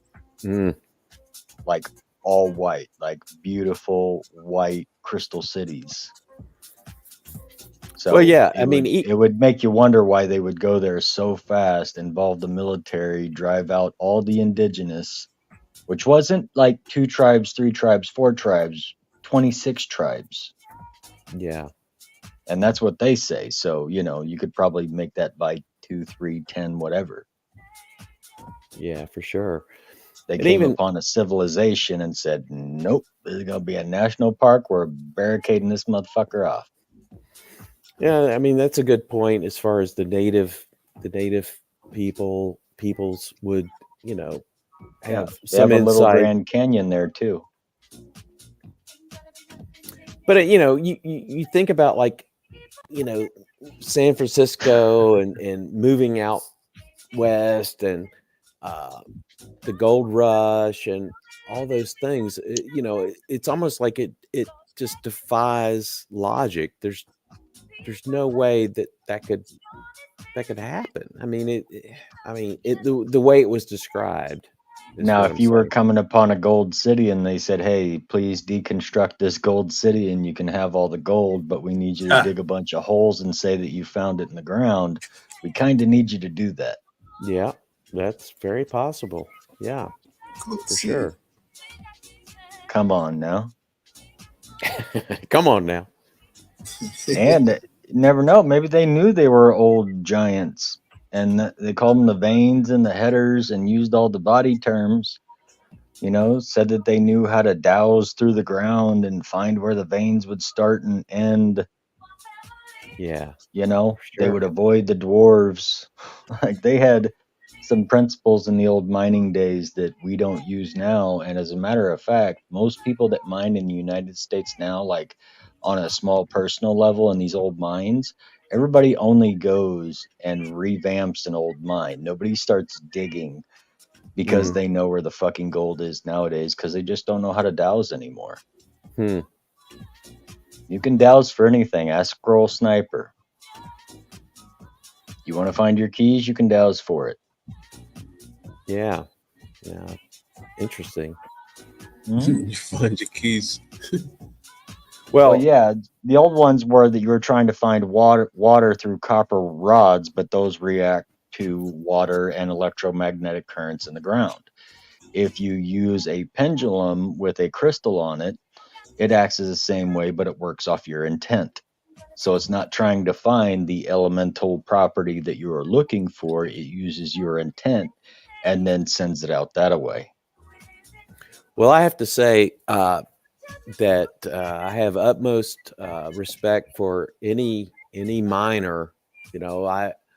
I had various coal mining clients over the years, and we rode a shuttle to go underground. And when you get down there deep, man, it's pitch black. Like if you want to think, well, what is black? It's not nighttime. It's the When you're absence of color. when you're underground, it is total black. You can't see squat. And so like and when you see how those machines work underground and everything, like, oh my god, these guys deserve every penny that the corporation will give them, because this is dangerous and barren and unbelievable. But I'll say, like, you've got these folks that talk about like all mountains are melted brick buildings, and so like none of them have been underground. None of them have seen like this coal that's like brought out. Like there's no brick.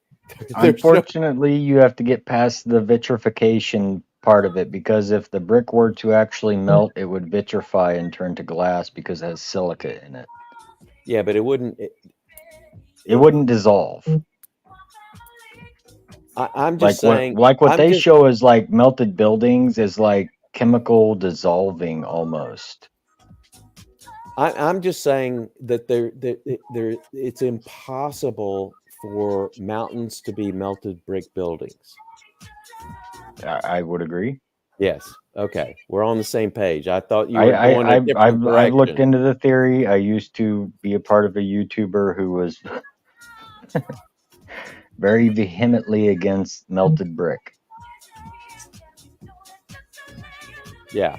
Well, not to say that there couldn't be lower structures, like in the Sahara, in like near where, oh shoot, in, oh gosh, like you can see in the desert, there's these structures that, like, wow, that does seem like it's really weird. It could have been some sort of dwelling that just sort of like aged or Oh, heat RT, you event have or. no idea. I have a whole archive after I saw somebody do an episode on Aswan, the quarry supposedly for the pyramids.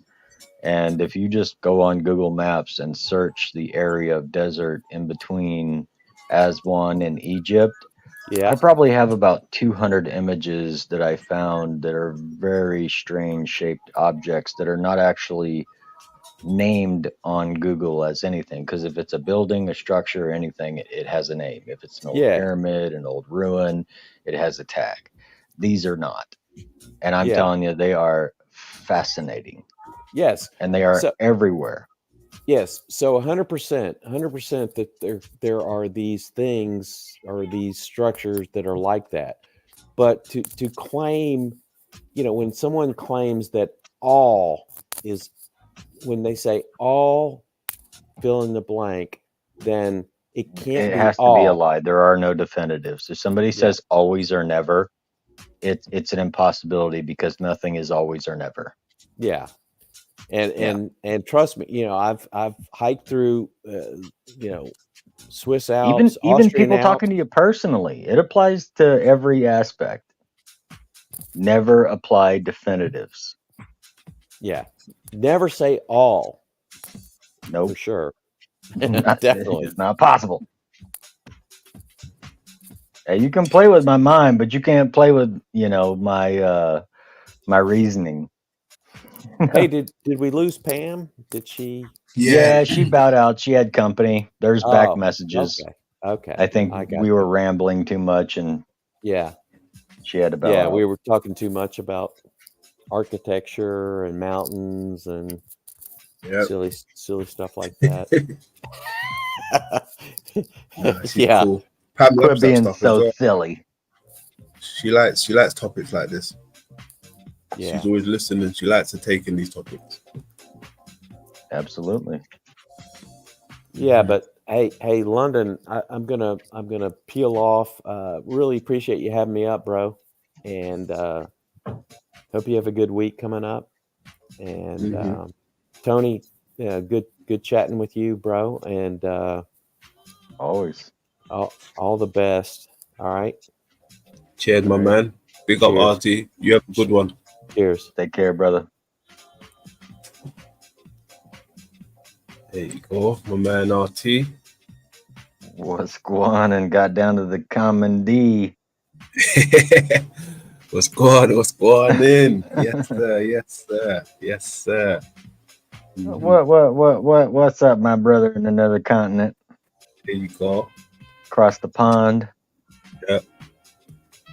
Across What's the that? eye. Woo. Across the head. Tell him. Tell me, London, what are we crossing? Crossing the infinity. Crossing the infinity. The infinity plane of craters. There you go. It's the whole cosmos, man. It's just a bunch of pit holes in the same fucking set of land. Mirrored by the cosmos above. That's it. I keep telling them, but they don't want to listen. I know, we find resistance. But that should tell you you're on the right path, right?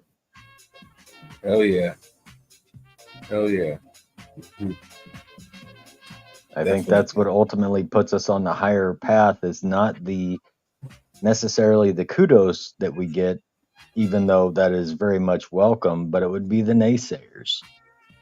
Because in our lives, isn't it the time that people refute us and doubt us that it pushes us to a higher goal to better explain what we're talking about?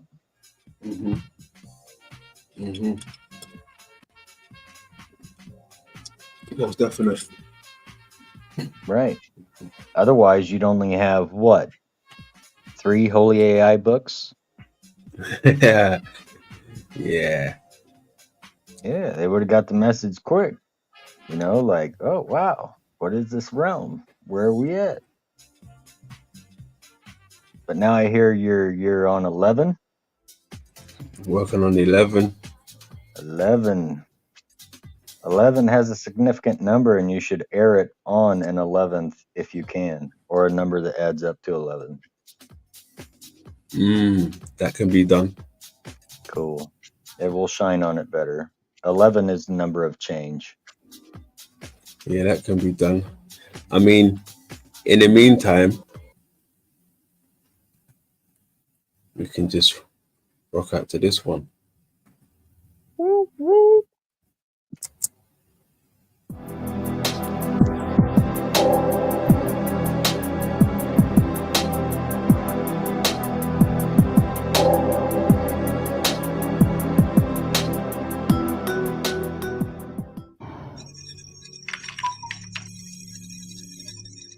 So it's not a mythical three-headed cow or something. The sculptor is merely showing the cow's movement.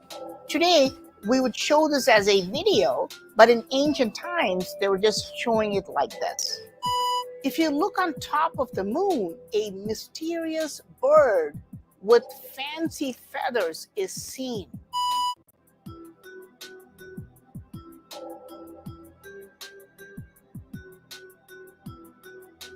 If you look on top of the moon, a mysterious bird.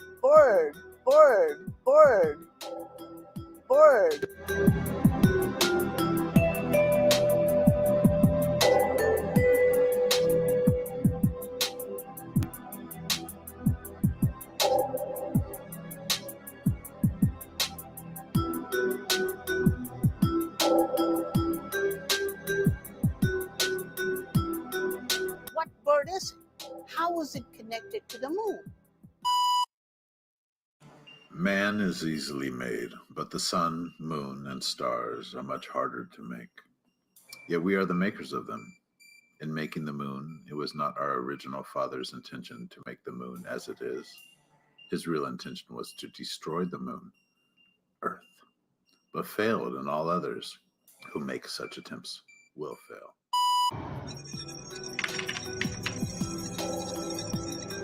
What bird is it? How is it connected to the moon?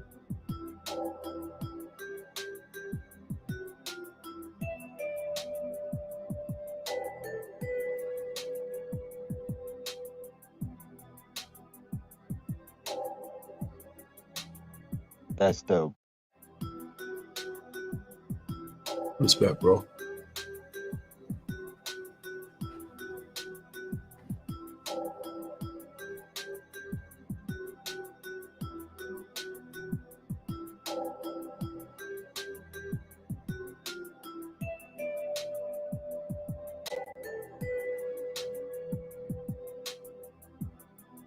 See what it is doing with its two legs and also its two beaks. Yeah, it is holding an elephant in each of its leg and its beak.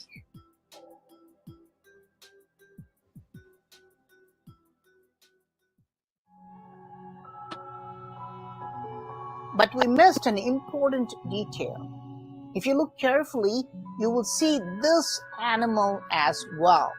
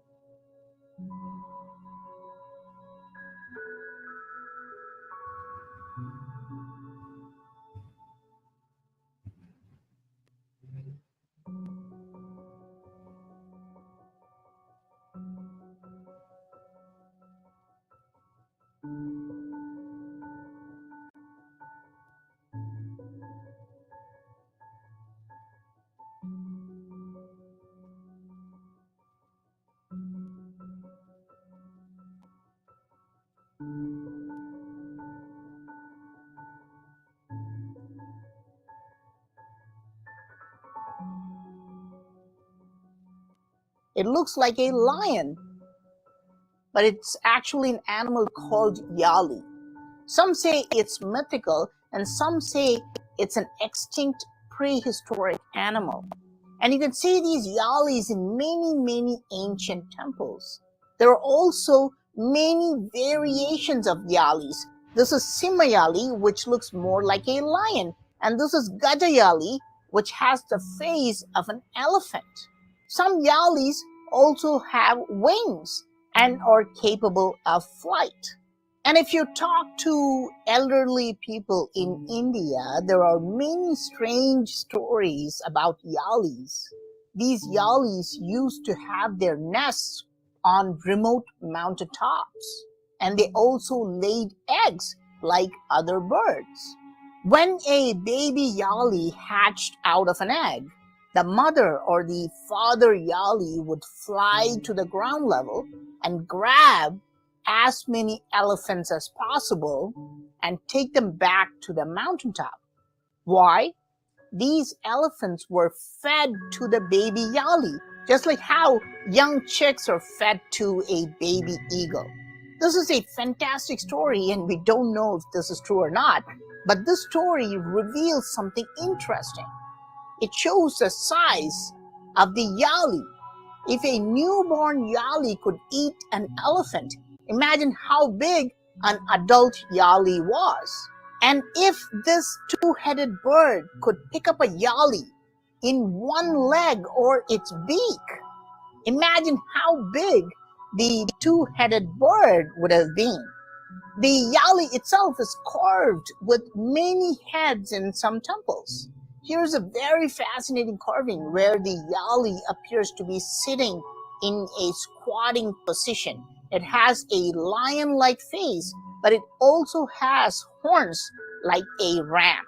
However, look at the sides. You can see there are yalis carved on the sides as well, sharing the head.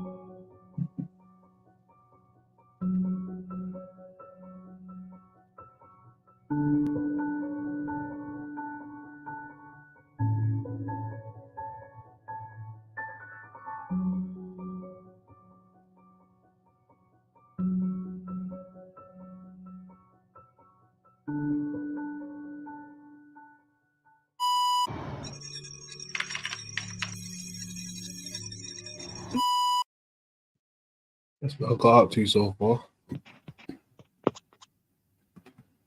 Oh, dude, that was fucking awesome, man. You like that one? Bro, yeah. That just proves that's like artwork, man. Respect, bro. If you want to use images to cultivate a thought in someone's mind, I mean, wow. That was just so cool. Our artwork was beautiful, man. Nice one, bro. I'm a bit intimidated by all the giant maggots around us, but you know, whatever. Yeah.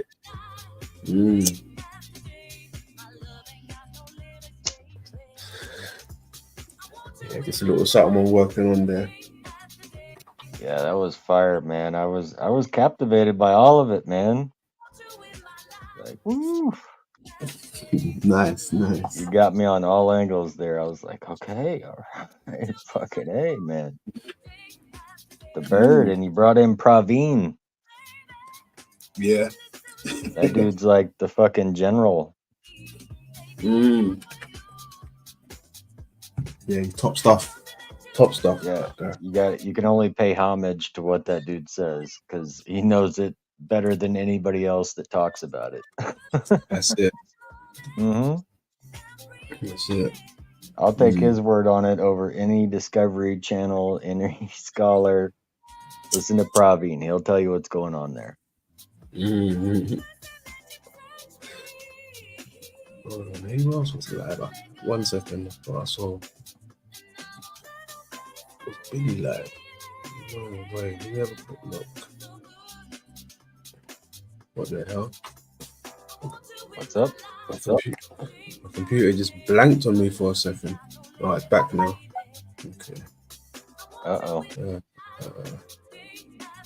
Maybe it thought for a second.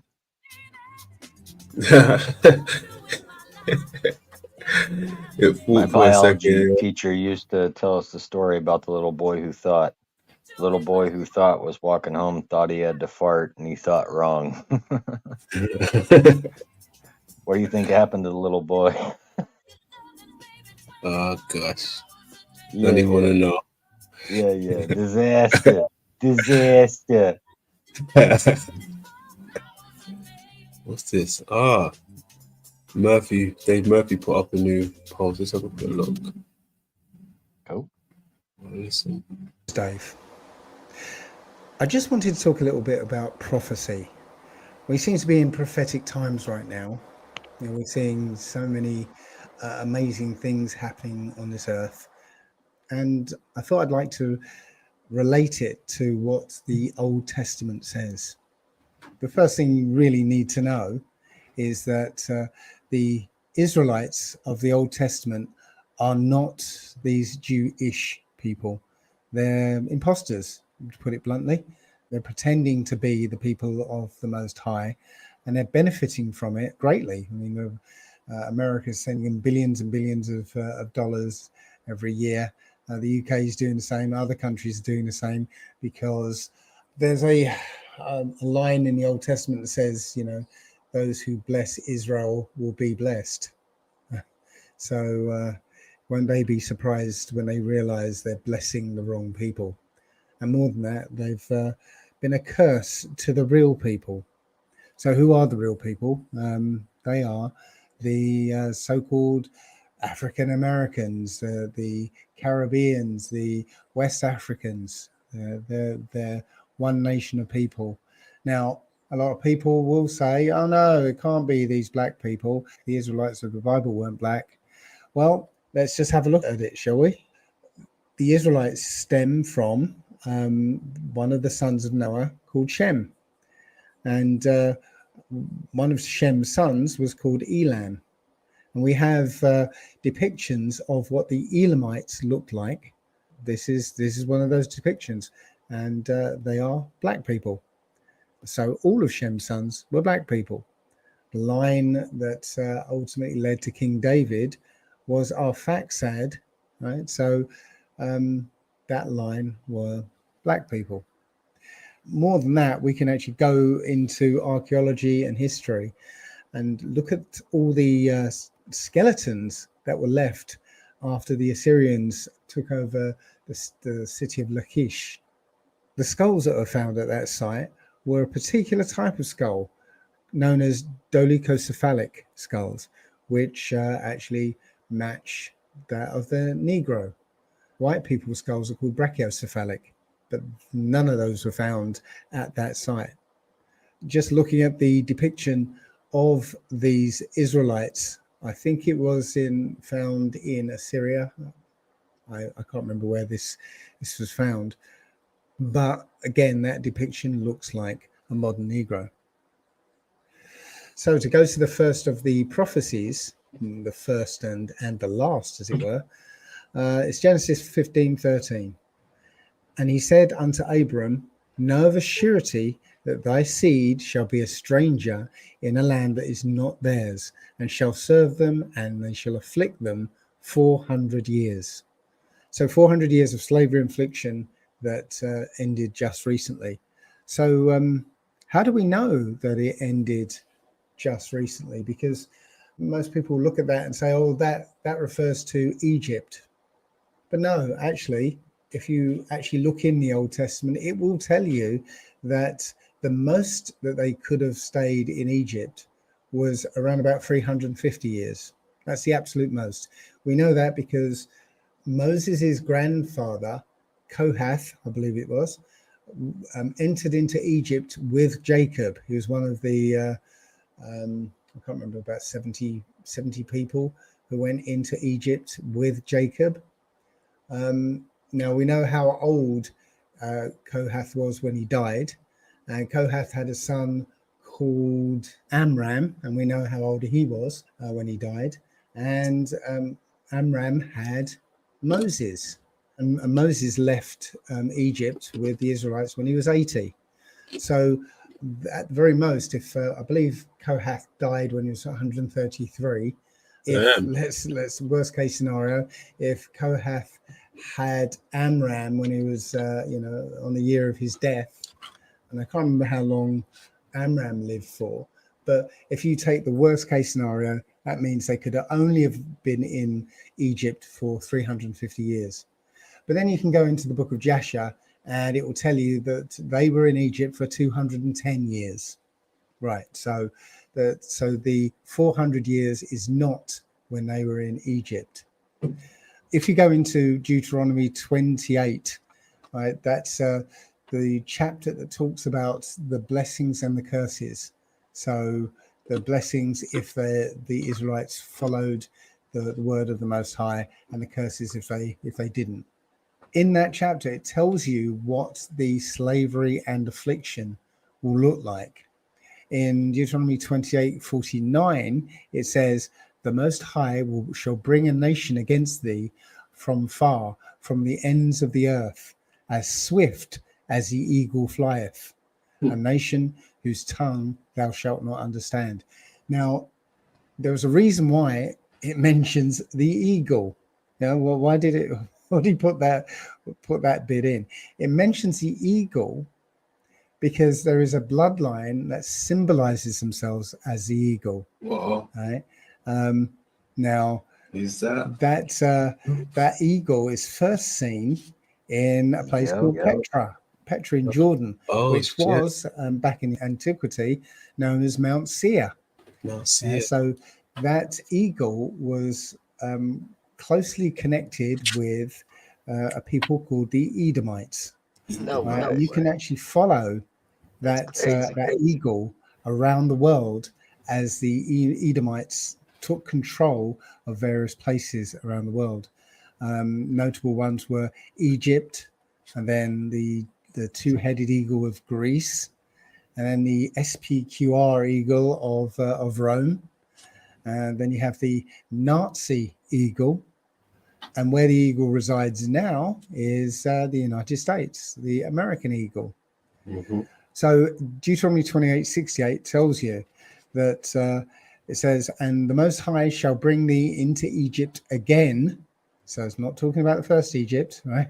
And Egypt actually means the house of bondage. Right, the word for Egypt actually is Mizraim. Well, hold on a the second. word Wait, Egypt because let me means go back house because of I just looked bondage. at something, right? So the Most High will show with a people called the Edomites, right? And you can actually, Bro, it's wild, right? Because the seer, right? That means hairy goat, demon, tempest. Whoa. Yeah.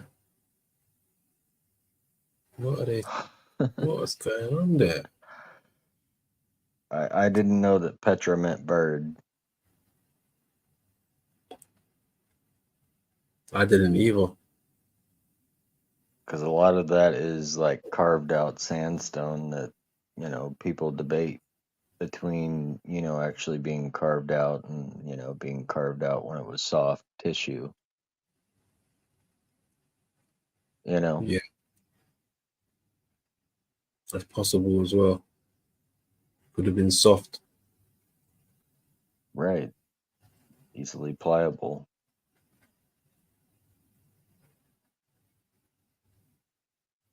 Hold on a second. Let's just put this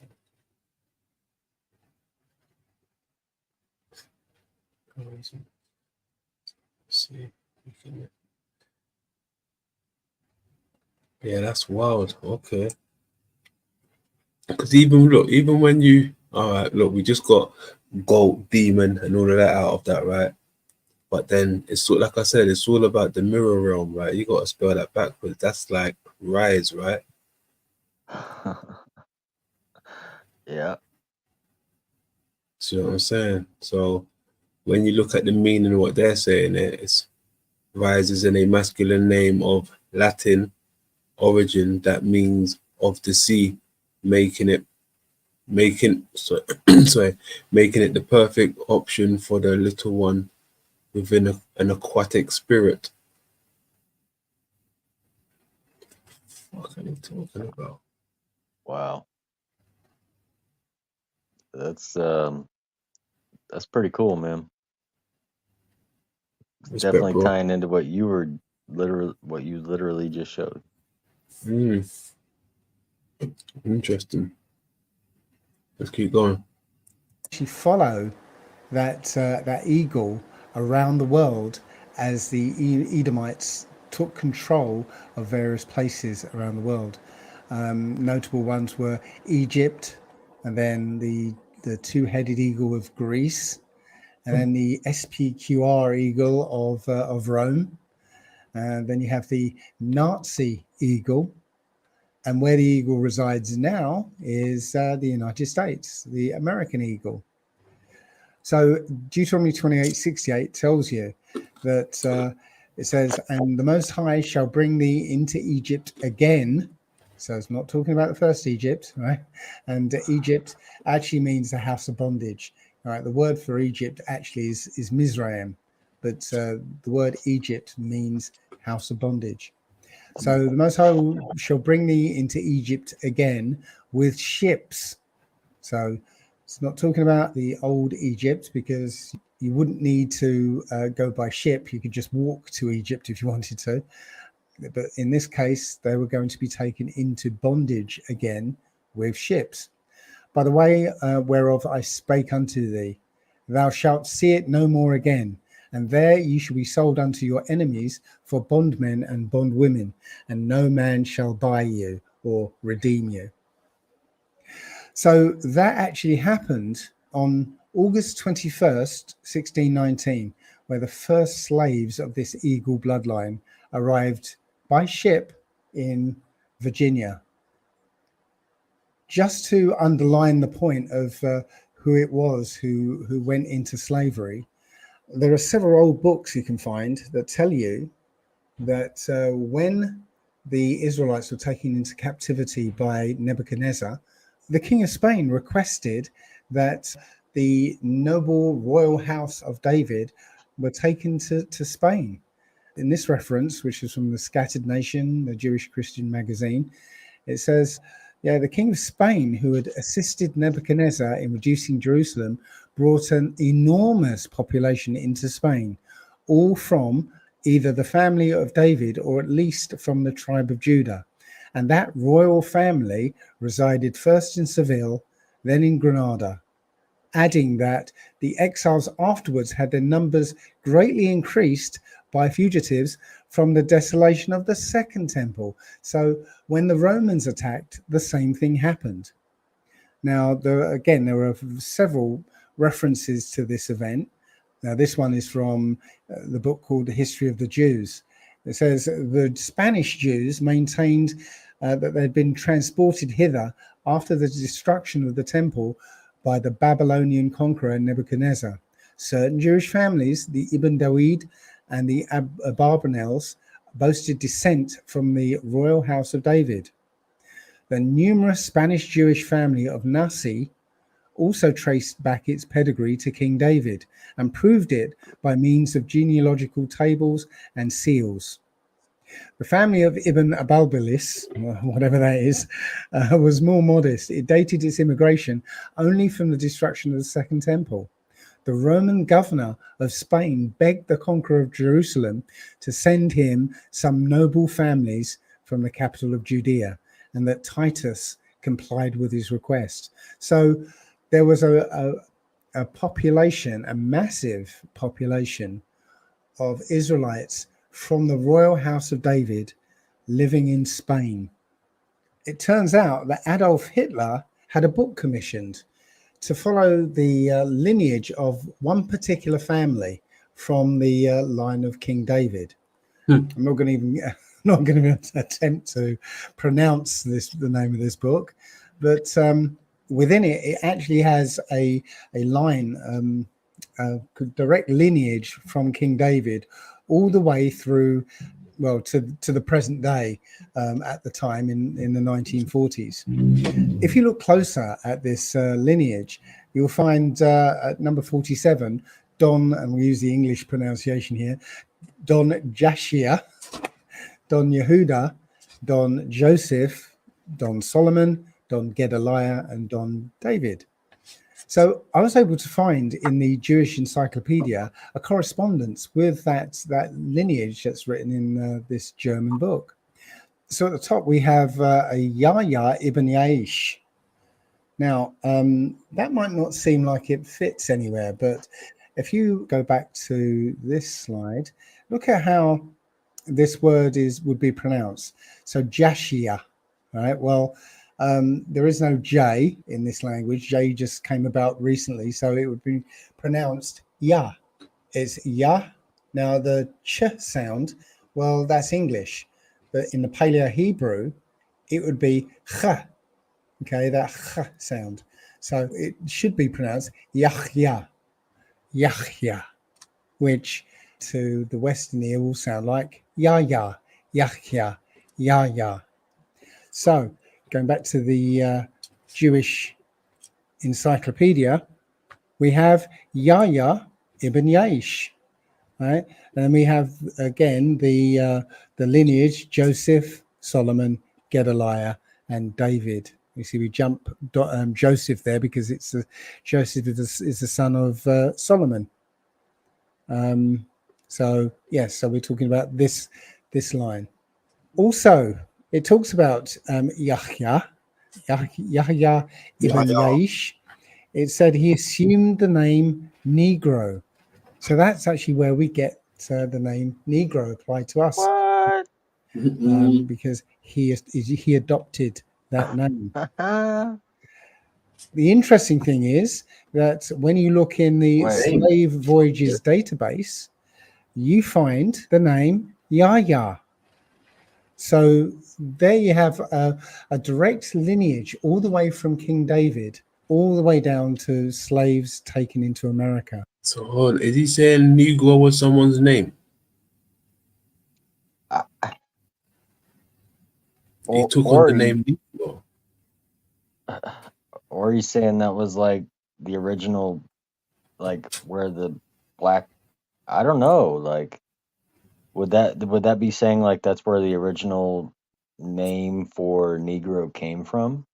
Possibly. That's what I'm kind of getting from it. If you look at Spanish, literally the word for black is negro. It's like in the language is the explanation of the colors, but that would explain the root name of where the term came from, which would imply this was a black person, right? Yeah. Okay. So what he just said is that this is the son of Solomon. So Solomon would have had to have been a black person. Correct. That's a trip, dude. Very, very much so. Wow. Interesting. Let's keep going. Okay. Yeah. So Deuteronomy 28:64, and the Most High shall scatter thee amongst all people, from one end of the earth even unto the other, and there thou shalt serve other gods, which neither thou nor their fathers have known, even wood and stone. Well, that again came true because the two religions that have essentially ensnared our people are the religion of wood, the wooden cross, and the religion of stone, the black Kaaba stone of Islam. Also, Deuteronomy 28:37, and thou shalt become an astonishment and a proverb and a byword among all nations, whither the Most High shall lead thee. Black people are the only ones who have a racial slur in virtually every single community, in every single country or nation they find themselves in. There is a racial slur for them. I actually looked up on Wikipedia and found a whole page dedicated to all the racial slurs from around the world. And this list on the side here, it just represents a few of the more well-known ones. So that 400 years, as I said, ended August 21st, 2019. And straight afterwards, all sorts of amazing things happened. Now, a lot of people have said, well, you know, August 21st, 2019 came and went and you're still in slavery. People believe that, you know, we got it wrong because they haven't actually read the book. Right? The next line in Genesis 15:14, it talks about the nation that took them into slavery. And also that nation whom they shall serve will I judge. And afterward shall they come out to great substance. So right now we are in the judgment of the nations. It's difficult to see it that way because, you know, we get our view of the world through the media, and the media isn't talking about most of what's going on. Right? But immediately after August 21st, you started seeing some amazing, unprecedented events like locusts appearing all over the world in places that have never seen locusts before. I believe one of them was Las Vegas, is the desert. and all of a sudden it got overrun with locusts. You'll see Mecca got overrun with a swarm of locusts. Russia, even. It was literally all over the world. We had, I think, China, North Africa, South Asia, India, Arabia, even Australia, all at the same time, locusts everywhere. We also had rivers turning red, turning blood red in various places. I think missing from this list, South Korea and Saudi Arabia. I just couldn't fit them on the page. Also, what happened was half of America was underwater in 2019. And at the same time, the other half of America was on fire. Everyone remembers the fires in California. Yeah. But the biggest one was 7 months later, coronavirus, an unprecedented event that virtually brought the whole world to a standstill. 400 years sentence served. What do you think coincidentally happened 7 months after the end of slavery? Well, that would be lockdown. Slaves released, lockdown. So just like Egypt, it became prosperous, became a world power at the time because of the Israelites, and they wouldn't let them go. Even though they regarded them as slaves, they were trying to wipe them out, but they wouldn't let them go. In the similar vein, America became prosperous because of the Israelites they had, giving them 400 years of free labor. And right now, they won't let them go. I believe it was Marcus Garvey who started the Black Star Line, a cruise liner that was going to take black people from America to Africa. And it was stopped by America. America, basically, the system stopped it. They scuppered it, and because they didn't want them to go.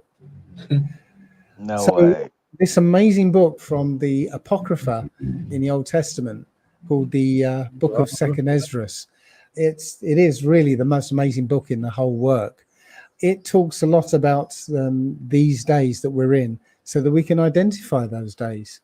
So, Second Esdras, chapter 11, verses 1 and 2, it says, "Then I saw a dream, and behold, there came up out of the sea an eagle, which had 12 feathered wings and 3 heads.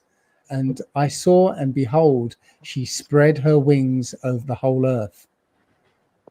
This is a prophecy for Ezra, and saying, basically that this 3-headed eagle was going to control the earth. Now, that might seem all poetic and metaphorical, but we've already seen who the eagle is. It's a bloodline of people. 2 Ezra 12:11, make sure that you know that what it's talking about, because it says, "The eagle whom thou sawest come out of the sea is a kingdom." A kingdom. It's not a magical eagle with 3 heads. No, it is a kingdom which was seen in the vision of thy brother Daniel, but it was not expounded unto him. Therefore I now declare it unto thee. Behold, the days will come that there shall rise up a kingdom upon the earth, and shall be feared above all other kingdoms that were before it. So it is talking about a kingdom, right, which comes out of this eagle bloodline. What are the 3 heads that he's talking about? Well, there's this concept known as the Empire of the 3 Cities. And so this one bloodline controls 3 city-states that aren't like any other place on earth.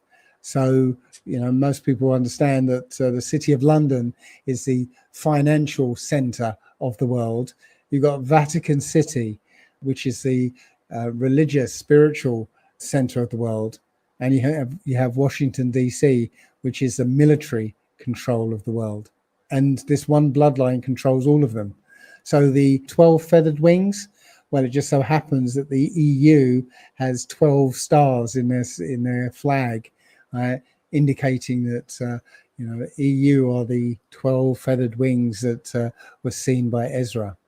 So right now we are again in the Holy Roman Empire, the empire that has put the whole earth in subjection. Yep. this map is a bit out of date. I think everywhere now is at least under the influence of the Holy Roman Empire.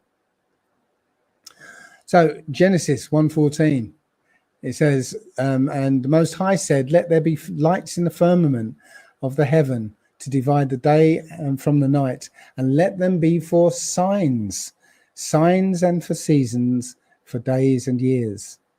So who are these signs for?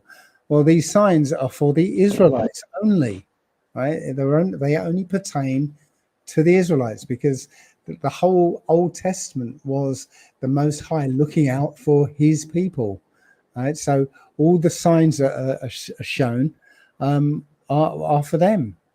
And the biggest sign in the sky is an eclipse. It just so happens that when the Israelites were in Spain, and because of the Inquisitions in Spain, they all fled to Portugal. And, from Portugal, the Inquisition started up there, and a lot of them ended up in West Africa from there. There was an eclipse in 1560, right, just about the beginning of the Portuguese slave trade, that went across Portugal, across Spain and Portugal. Actually, it started in America, so it's kind of hinting at the story that's unfolding. So it went across Spain and Portugal and into West Africa. It's like a warning. My son actually pointed me to this one, that in July of 1619, so before the first slave ended up in America, an eclipse, total eclipse of the sun, went across West Africa just months before the first slaves were taken from there. So again, the first slaves of the Eagle bloodline arrived on August 21st, 1619. I really believe in synchronicities, and I was given a synchronicity because as I was looking at these eclipses, I went to a list of all known eclipses throughout history, just to see if there's anything significant I could find from them. And yeah, I found a massive list, but they were just literally a list of dates. And I was like, well, it's going to take me ages to go through each one of these dates and try and figure out which one of these is significant. So I'm looking down this list, and I see an eclipse that happened on my birthday in 1831. So that's like a synchronicity for me, because I thought out of that whole list, I was meant to see that one. And so I looked at it and found, incredibly, that in February 1831, there was an eclipse that went across America over a spot that would later see the Nat Turner slave rebellion. Right? So that eclipse went over that spot where the rebellion started and then followed the path that the rebellion would take. And then later on in that year, coincidentally, August 21st of 1831, the Nat Turner rebellion started. And interestingly, Nat Turner was trying to get to an armory that was located in a place called Jerusalem. He never quite made it, and he was captured and executed in Jerusalem. The Most High said, no man shall redeem you or get you out of slavery. Is there a Jerusalem in America? There's got to be. There has to be. What the Yeah. There's everything else. Like each state, it's weird. There's cities in every state that like copy every other weird place. Like there's a Mexico, Missouri. There's a Texas, Missouri. There's a Eagle, Missouri.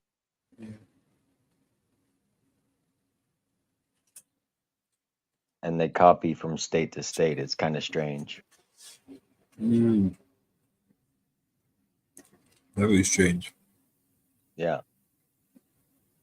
Well, it's the same. It's the same as what you were talking about Memphis and over in Egypt, and Yeah. then all of a sudden that stuff about Tennessee popped up over here as being the same. And if you Mm. look at where the Missouri and the Mississippi meet together, right by the Cahokia Mounds, you have Cairo, Missouri. Mm. Cairo, Missouri. That's why they call the Mississippi the Nile of the U.S. Yeah. Yeah.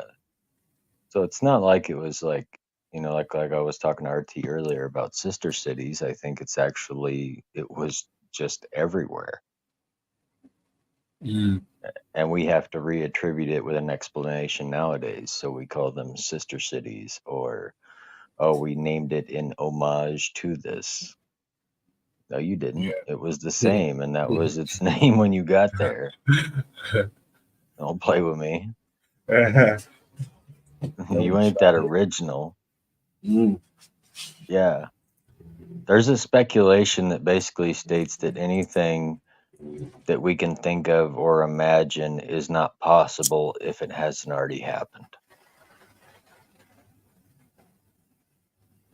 Just think of a possibility for human beings, and I guarantee you cannot think outside of the realm of what you can do or has happened.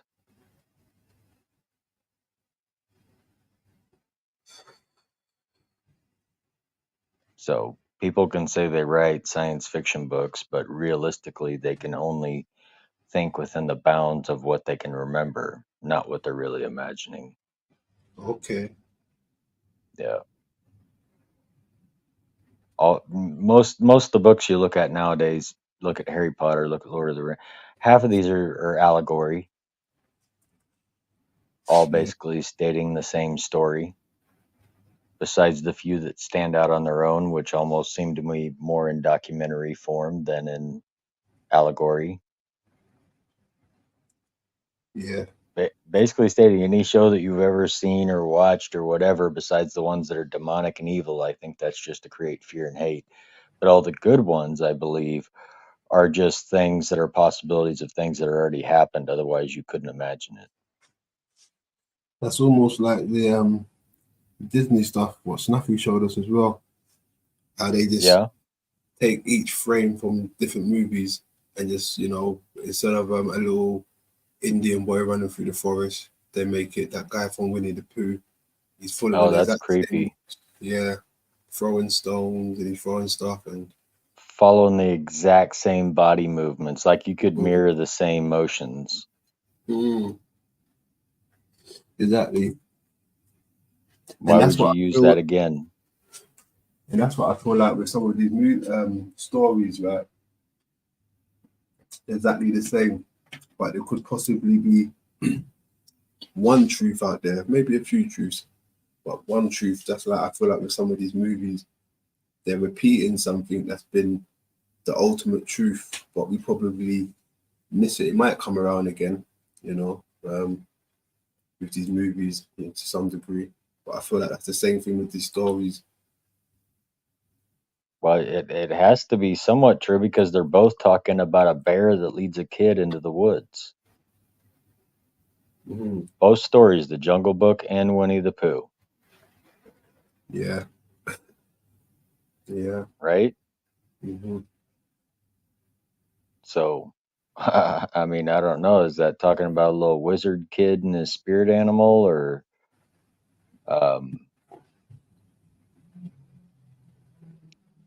what are they trying to tell us, man? So I think they're trying to tell us it's really about the animals, like I've been saying. If you I notice, in all of believe it these has a high movies, purpose. Yeah.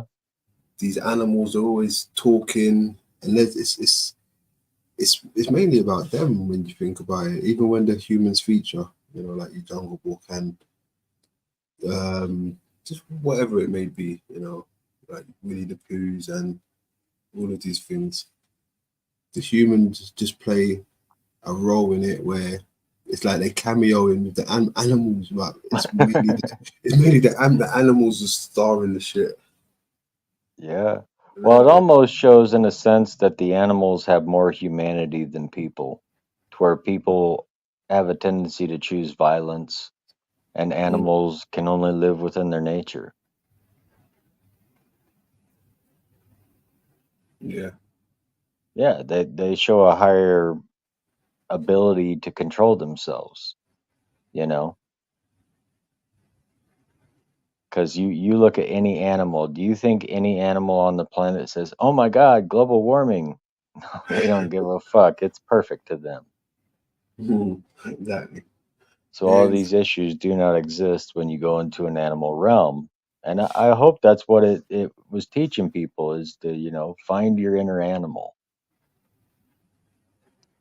which I think were applied to certain areas. That's why certain maps had certain animals on them, like the Russians. I did research on the bear, and the Russian map, the old Russian flags had bears on them that are literally almost identical to Missouri's state map.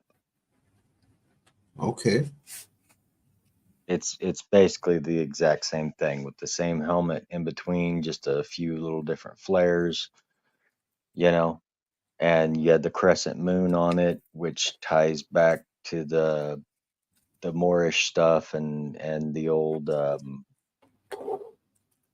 oh God, I don't want to misquote it. It was work I saw several years ago about the ancient history of America. But yeah, it's freaking wild. Interesting. Yeah, I love that stuff. Hey, let's keep going. Sorry, some asshole decided to speed past my house. Uh-oh. So, August 21st, again, in 2017, was the 398th anniversary of that first slave touching down in America. And this eclipse literally went through 7 places called Salem against all odds. I think there are 26 places in America called Salem, but there are something like 48, 49 Springfields in America, and it went nowhere near any of them. But it went through 7 Salems. It was a sign.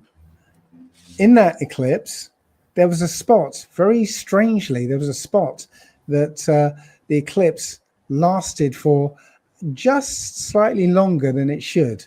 Not long. It wasn't much of a difference, but it was a difference, and it was noticeable just in one particular spot.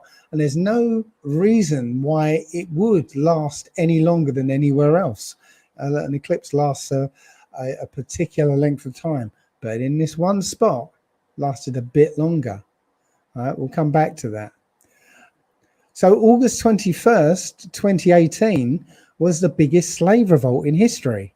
Now, not many people even heard of it, but there is a place in America where you can be legally a slave. And that is if you're convicted of a crime and put in prison. Now you can be used as a slave, and they do use people in prison as slaves. They're making all sorts of products, and they're doing it virtually for free.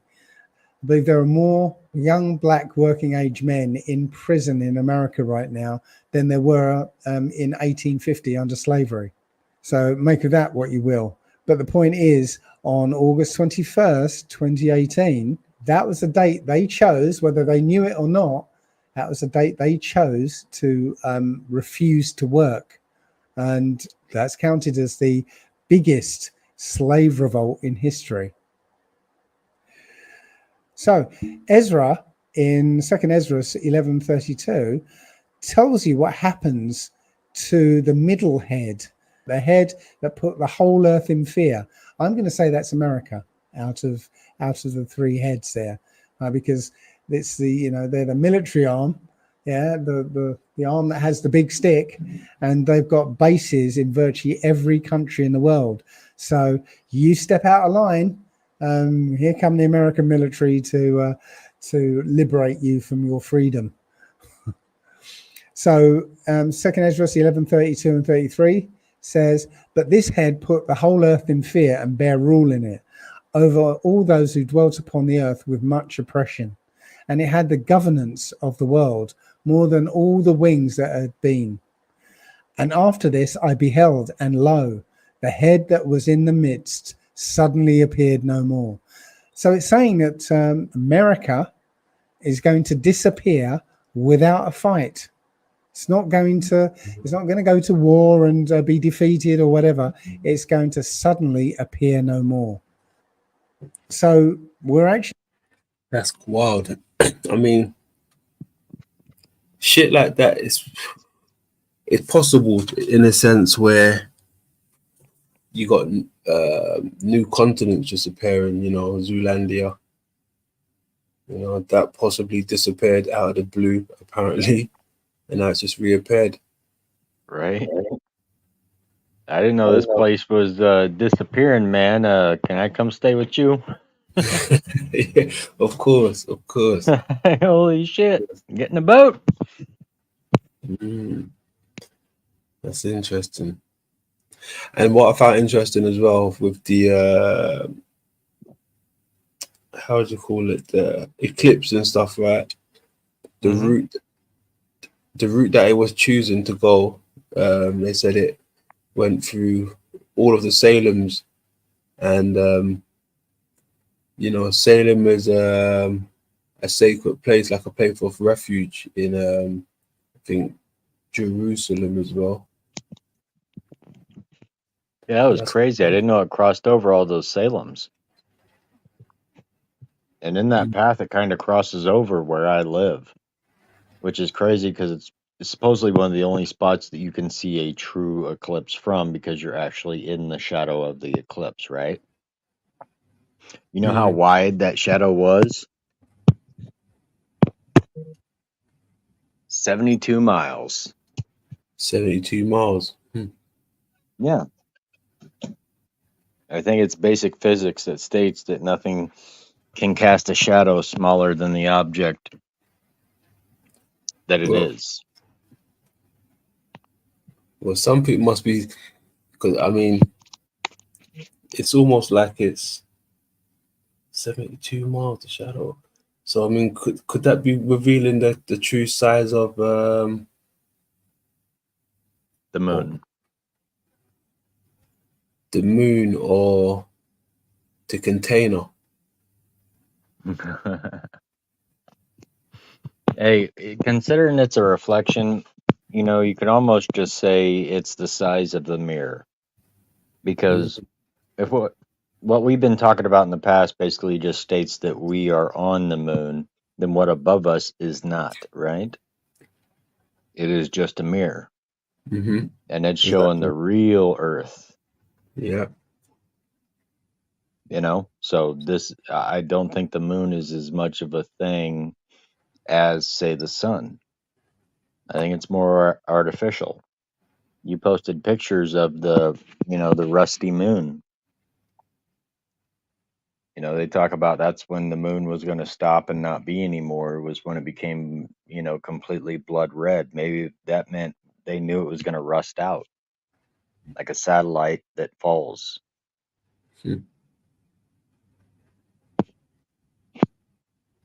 Interesting. Yeah. Yeah, I need to look into that. Something 74 miles up there, because something's obscuring it. And it's not like we're seeing it coming, it just happens. So something up there is 74 miles hiding in plain sight, in my opinion. Yeah. I saw a short that was showing a guy that took one of those little helicopter fan gliders way up into the clouds. Mm-hmm. And basically found land up in the fucking clouds. Oh shit. Yeah, there was like a mountain range there, and he's like trying to get closer, but it was just too far away for him to make it. And you go underneath the clouds, and there's nothing underneath where he was seeing that at. I don't know what that is.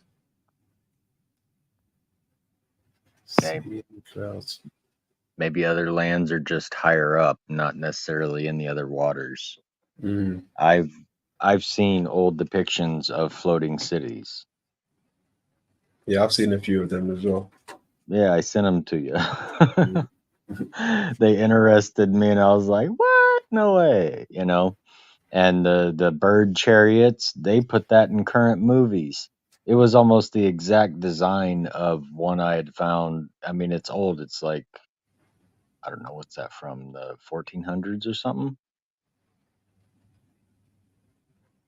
The drawing of that, 1400s Okay. or 1700s. Don't quote me directly on that, but Hmm. yeah, it was the one that showed the movie Gods of Egypt. Okay. Yeah. Gods of Egypt. I know that one. Yep. The thing that flies in the air is the same thing covered in birds, is what they depict. So birds used to carry people around and shit, and lift up elephants and eat elephants. Yeah. That's the type of shit they were doing. Yeah, Flying around, grabbing elephants and shit. yeah, they can do it now. You watch an eagle now that'll go pick up a mountain lion, shit that's a lot bigger than it. Hmm. So just imagine if the bird was just a little bit bigger. Yeah. Yeah, they seem to be the dominators. You They know, do. the Yeah. symbology of the bird is strange almost, how predominant it is in our culture worldwide. You know, Mhm. Yeah. I feel like they could have been the top predators out here, but we're yeah, looking at that's what they them. showed in Avatar, didn't they? Yeah. They flied on those winged things, but they said, "Hey, there's a big homie up there that's the alpha. Watch out for him. He's bigger than everybody else." And that's how he was able to take control over the planet, was by dominating this bird. Yep. Indeed. Speaking of birds, I see one on the screen. Let's keep going. Coming up Yeah, there you to a second eclipse 7 years on. 7 is a very important number. It's like a number of completion. 7 years on from that first eclipse in 2017 is another eclipse that goes across America the other way on April 8th, 2024. This eclipse also goes through 8 different Salems. 8 representing, biblically representing a new beginning, a new order or creation. It also goes through 7 Ninevehs.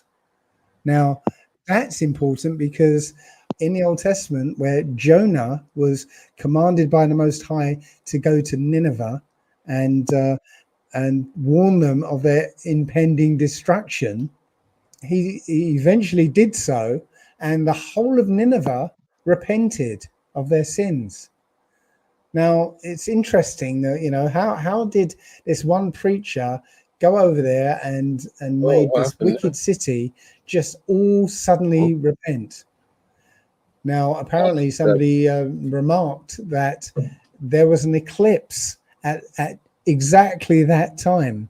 So I think what happened was Jonah went to Nineveh and said, "All right, the Most High, you've incurred the wrath of the Most High. You better repent." And while he was talking, an eclipse went over, and the sky went dark, and that made everybody repent. Right. So the significance here is that the 8 Nineveh or 7 Ninevehs, and they're the only 7 Ninevehs in America. Including there's one in Canada as well, and it went over that one as well. So the Wow. only 8 Ninevehs in the whole of that continent, right? This eclipse goes through all of them. The other interesting thing about this eclipse is it passes over that very same spot that I mentioned earlier, that the eclipse lasted a little longer than all the others. So it's telling you that there's something interesting at that spot. And I believe that spot in Illinois is called Little Egypt. I might have that wrong, but yeah, I think it's called Little Egypt. So again, there's an allusion to the Egyptian story, the story of the Exodus, right? because it's crossing over Little Egypt. That spot that I'm talking about just so happens to be exactly over what's known as the New Madrid fault line, the most active earthquake zone in America. Now, that fault line is connected to the Yellowstone fault line. And under Yellowstone, there is, it's known to be a supervolcano. And, you know, it's been stated more than once that if that supervolcano goes up, it will take most of America with it. And you can see here in this news report that it's essentially showing that America is one big volcano just waiting to erupt. The interesting thing is, though, that... Or maybe one big crater. It's interesting. One big Are they crater. confirming that for you? Yeah, it seems like it. Seems like it. Interesting. Let's keep going. Pretty close. That in 2018, Yellowstone started to wake up. The ground started moving up and down 6 feet, and new geysers started popping off. And Old Faithful, which is the geyser that erupts every day at the same time, started erupting at different times for the first time. And they had to close the park several times because it seemed dangerous. So one of the things I found out is that time is cyclical. Time conforms to the Fibonacci sequence. So essentially, just as a Fibonacci sequence is, you know, the next number is two previous numbers added together. Well, time is the future equals the present plus the past. It's the same algorithm as such. And what we find is that the events that occur in a, you know, one Fibonacci period will occur in the next Fibonacci period, but stretched out over that period.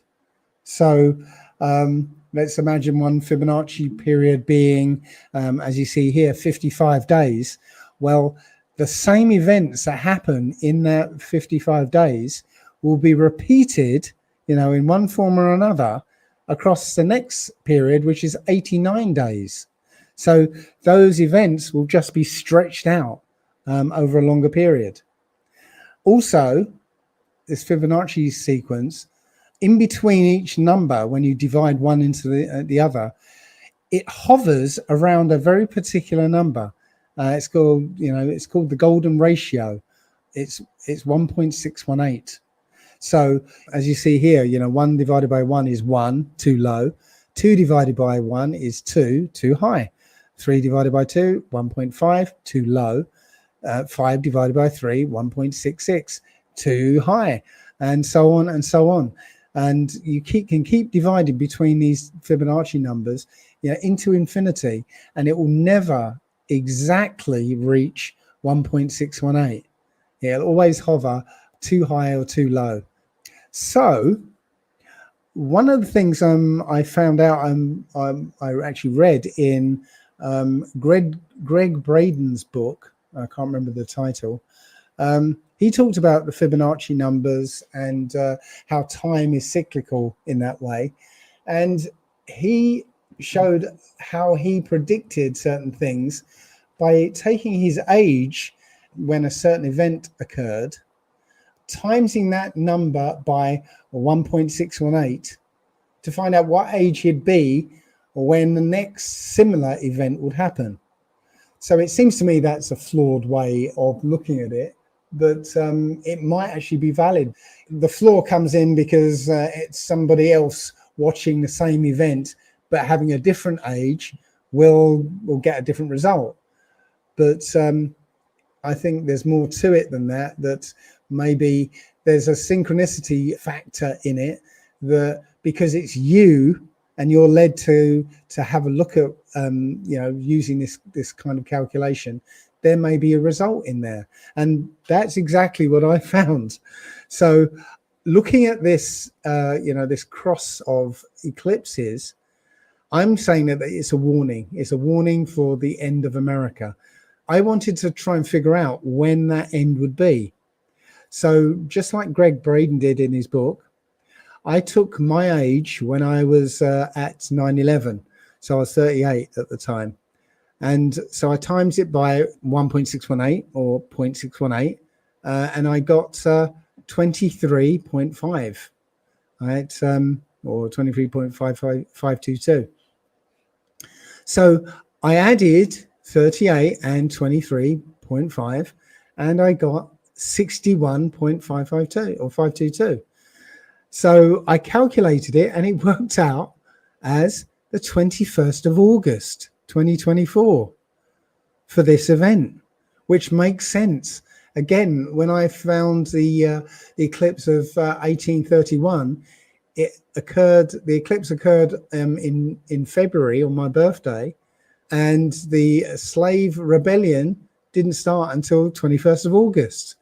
And now, me calculating it from my birthday, I arrive at exactly the same date. It turns out I'd made a mistake anyway.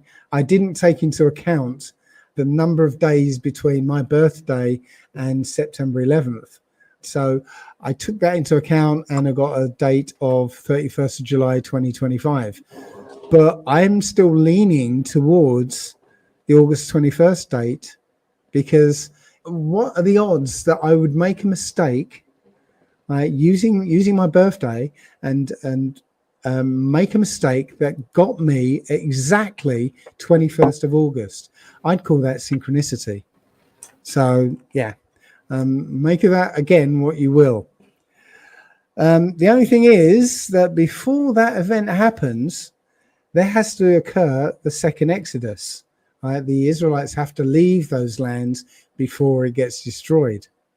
So at some point between now and, in my view, 21st of August 2024, there has to be a second Exodus. When will that be?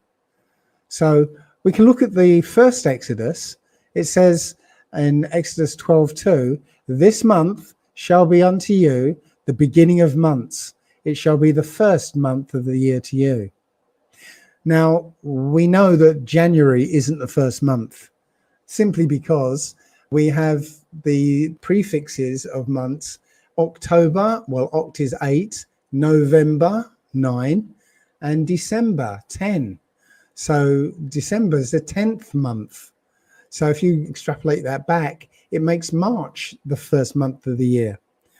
So continuing in Exodus, it says about the Passover, you shall keep it up until the 14th day of the same month. So from the first day of the month to the 14th day, you would keep Passover. And the next day after that Passover is the day that the Israelites left Egypt. The way we find out what the first day of the month is essentially we find the first new moon after the spring equinox. But here's the thing. The Old Testament mentions the new moon 26 times. And because it tells you what the beginning of the month is. That's why we use the word month. Yeah, it's actually moonth.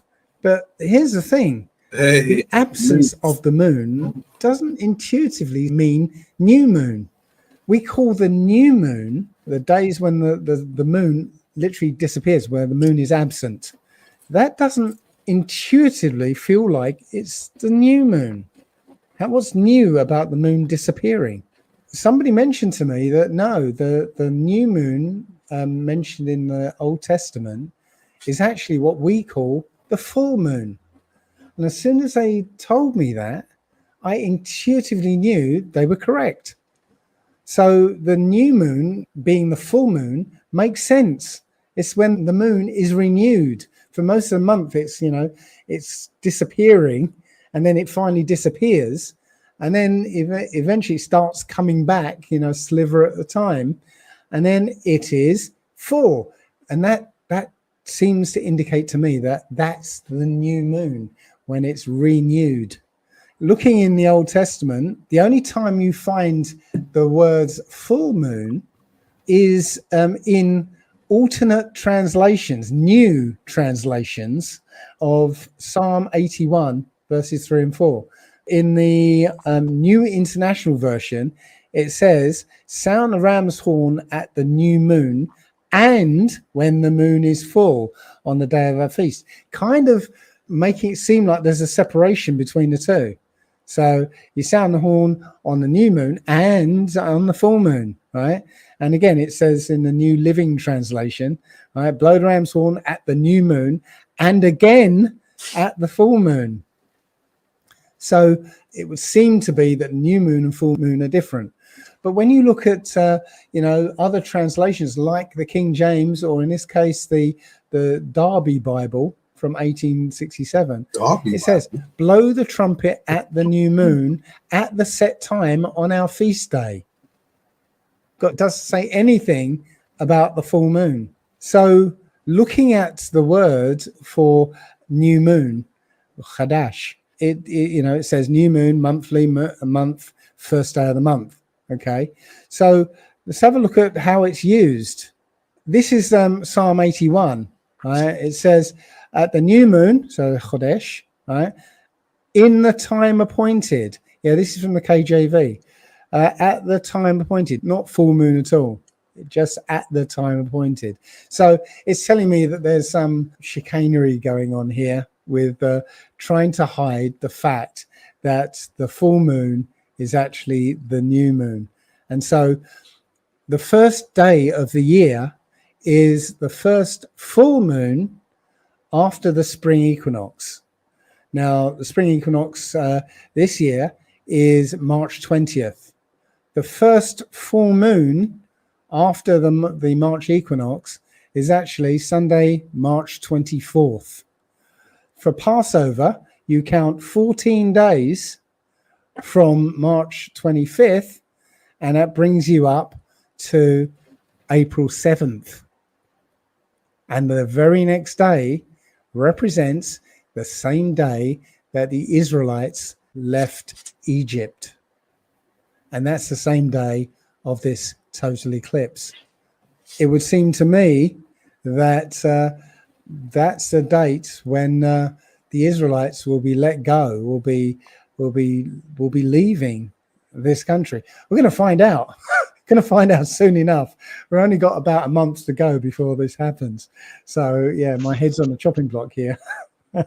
And I'm not a prophet. I'm just a... Look, Tony, you see, even on this map here, what they're kind of showing you where the fish would separate from the bird. Yeah. Interesting. They always make that clear distinction.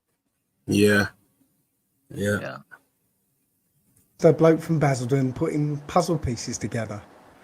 But Jeremiah 16, 14 and 15 talks about this time. It says, therefore, behold, the days come, saith the Most High, that it shall be no more said, the Most High liveth, that brought up the children of Israel out of the land of Egypt. But the Most High liveth, that brought up the children of Israel from the land of the North America, and from all the lands whither he hath driven them. And I will bring them again into their land that I gave unto their fathers. I'm just putting puzzle pieces together. It seems to tell me that in about a month's time, the second Exodus is going to start. And then a few months after that, America is going to disappear. Interestingly as well, it looks like Donald Trump is going to be the next American president again. Not only because he's hasn't been out of the news since Biden got in, which is kind of unusual, really. It's like he's never been far away. He's just been standing in the wings waiting to come back.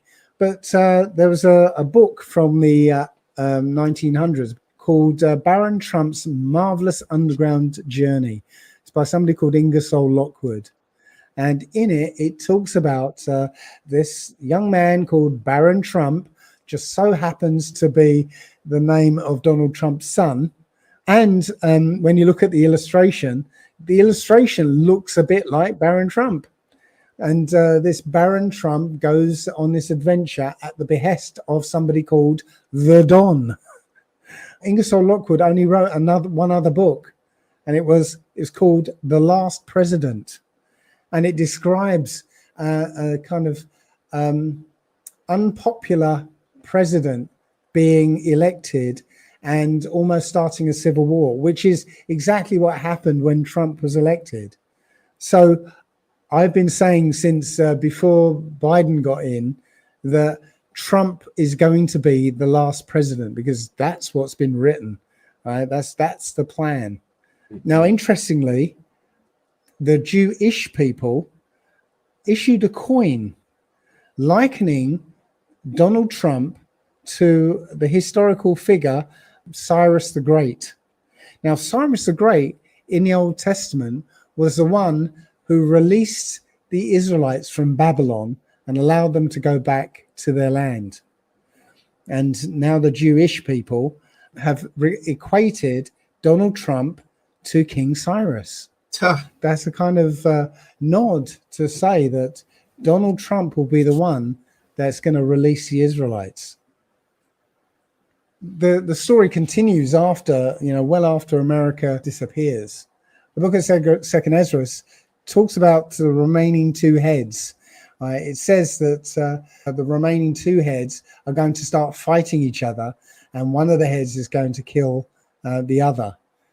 Second Ezra chapter 11, verses 34 and 35. But there remained two heads, which also in like sort ruled upon the earth, and over those that dwelt therein. And I beheld, and lo, the head upon the right side devoured it that was upon the left side. And this is what happens to the last remaining head. 2 Ezra 11, 37 to 39. And I saw, and behold, as it were, a lion.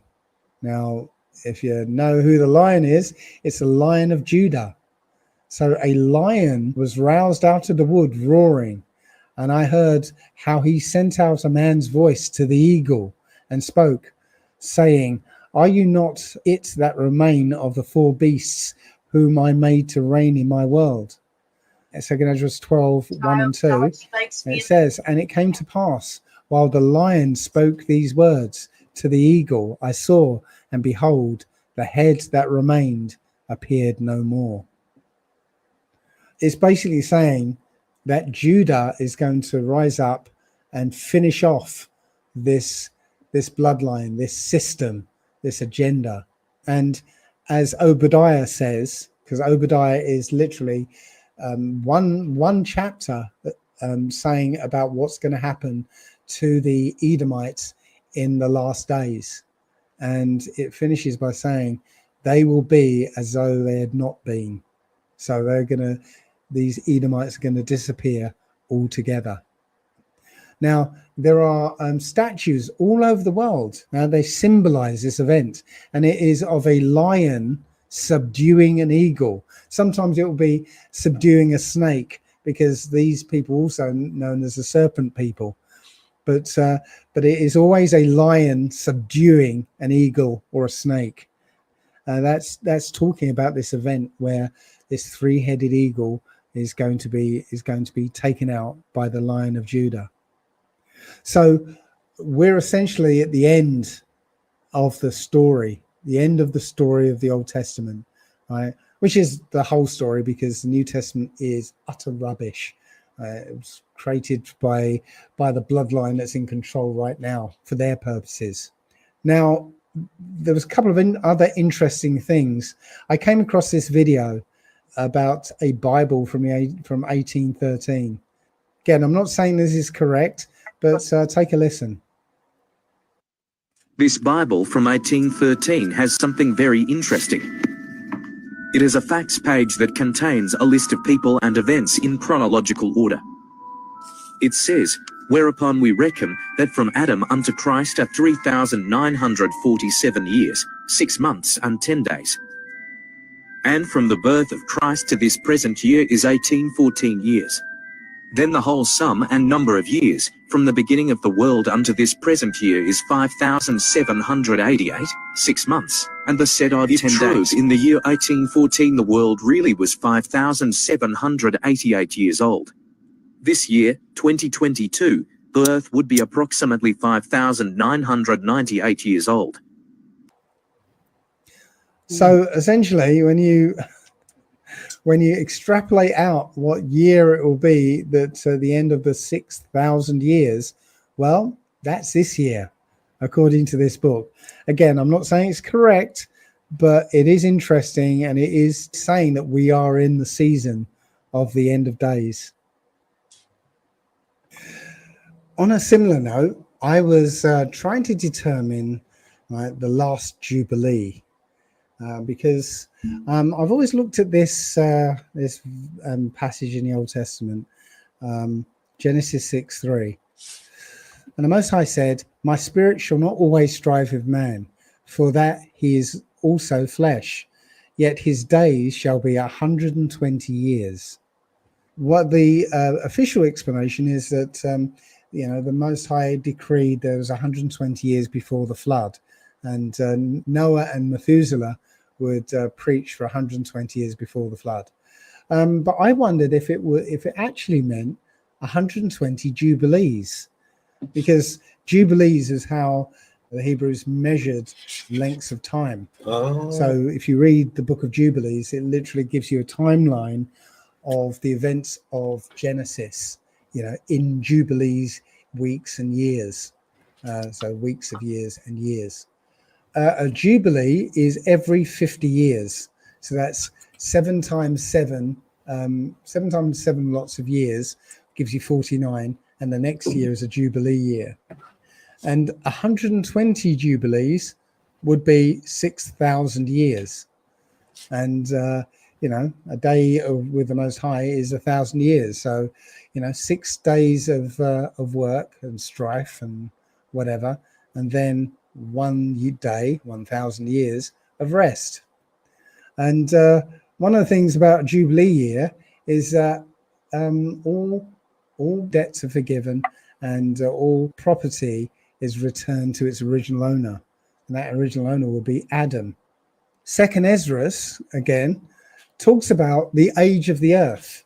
In Ezra's day, which was about 400 to 300 BC, something like that, the Most High via an angel was telling Ezra that the earth was actually quite old, right? And he said, for the world hath lost its youth, and the times begin to wax old.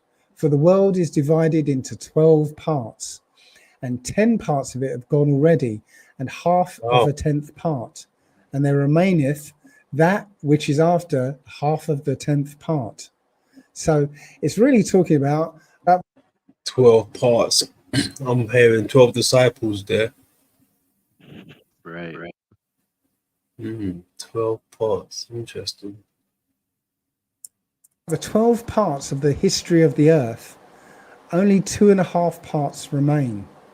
Now, this is echoed in Daniel, when in Daniel 7:25, it says, "And he shall speak great words against the Most High, and shall wear out the saints of the Most High, and think to change times and laws, and there shall be given into his hand until a time, times, and a dividing of time."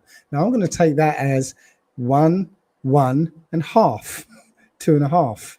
Okay, so if you take a part as 500 years, then we're talking about 1,200 years. Right, well, given that Ezra lived about 300, 400 BC, that means that the end should have happened 1,000 years ago ish. But is this really 2024? One of the questions I've always asked is, why is the clock divided into 12 hours when a day is 24 hours long? It doesn't seem to make much sense. But when you look at the Prague astronomical clock, and we'll come back to this later, right? You can see that the face where the sun and moon go around, and I say we'll go back into this later, that face again is divided into 12, but it's 12 zodiac signs. Interesting, right? So perhaps the clock isn't actually signifying what we think it is. We've made it work as a timepiece, but perhaps it wasn't ever meant to be a timepiece. If as I said, the end, according to Ezra and Daniel, should have happened around about, maybe the year between 850 and 1030, something like that. But that doesn't seem to be the case. But I found a reference to a chap called Anatoly Fomenko. He's a Russian mathematician who was trying to figure out an astronomical problem where the moon apparently jumped. So the moon usually takes a set time to go around the Earth, but between certain periods in history, the moon just suddenly went from one place and jumped to another, and people were trying to figure out what was actually happening. Now Anatoly Fomenko realized that the moon didn't jump. Something happened to the calendar. He started researching this and investigating, and what he found was that somebody had added 1,000 years to the calendar, and the most likely place that this could have been was during the changeover from the Julian calendar to the Gregorian, where they added 10 days. But it's more likely they added 10 days and 1,000 years. And you can look at artifacts going back in history that seem to suggest that instead of it being, say, 1734, it was actually 734, and they'd put an I or a J in front of it. So it looks like, so it could be changed seamlessly from 734 to 1734. Now, the reason there's an I or a J in front is the same reason we say maybe, AD 2001. AD means Anno Domini, year of our Lord, right? But before that, they used to put I for Eusus or J for JC, right? To mean, year of JC. So instead of, in this case, with this coin, instead of 1803, it is I-803. So year of our Lord, 803. So as I said, you can look through all these artifacts and landmarks, and you'll see the suspicious J or an I, where the one, we assume it's a one. So that's how they could have slipped in 1,000 years, because it was a church that was in charge of the calendar, and many people were illiterate, so they trusted the church to determine what year it was, so they could actually just switch it to add 1,000 years without anybody really knowing about it. So just to support that, there were two events that happened in our history which were suspiciously very, very similar. Right, so 536 was apparently the worst year to be alive. There was all sorts of events going on, and massive changes in populations, and lots of death, lots of it got cold. There was bubonic plague, and 1/3 to 1/2 of the population was wiped out. Right. Now, I always understood that the bubonic plague only happened once, right, in the kind of 1700s, or 17th century, 1600s, right? But it also happened apparently in 536. So in the what's known as the general crisis of the 17th century, all the same things was happening exactly as what happened supposedly 1,000 years earlier. What Fomenko is saying that no, these are the same event. They just separated them and added 1,000 years between them. Again, one of the things that is a feature of both of these is that it got cold. It got colder and colder. So this kind of looks at the conception of the greater Earth that was introduced by somebody called Iwar Anon, even though he's backtracked from a lot of that. But he shows that on the moon is a real map of Earth. Yeah. But the interesting thing about that proposition is that our Earth that we recognize is only a partial part of the full map. In the flat Earth model, we have our Earth, which is essentially a puddle melted out of a larger lake, where the sun and moon go around and melt out a puddle from what we call Antarctica, which is the shoreline. So our Earth is just one part of that larger Earth. And the sun and moon move around, melting out a different puddle. And this is what, again, Iwar Anon said about that. Every 2,160 years, our north magnetic pole circles the inner solid core and vortex by 30 degrees. This is why the pole has moved from Canada and is en route to Siberia. It is traversing the outer central circle, or what is more appropriately termed the magnetic circle. We live inside of a perfect clock. Interestingly, the Prague astronomical clock shows this very same model. If you look closely, this circular area where, that's showing the zodiac signs has an open area in the middle. It's connected to the center of the full clock face, off center. So this circle is going to move around the larger clock face around that center. Notice also that the sun and moon aren't connected to the center of the whole clock face. It is connected to the center of this zodiac wheel.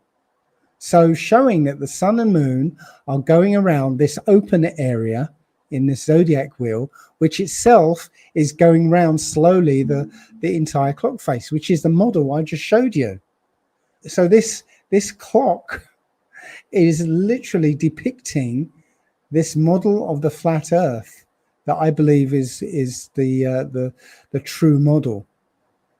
Now, one of the things that I noticed that I haven't heard anybody notice before is that where the sun and moon are, there are these tracks that lead slightly in to the Earth, but mostly out of the Earth.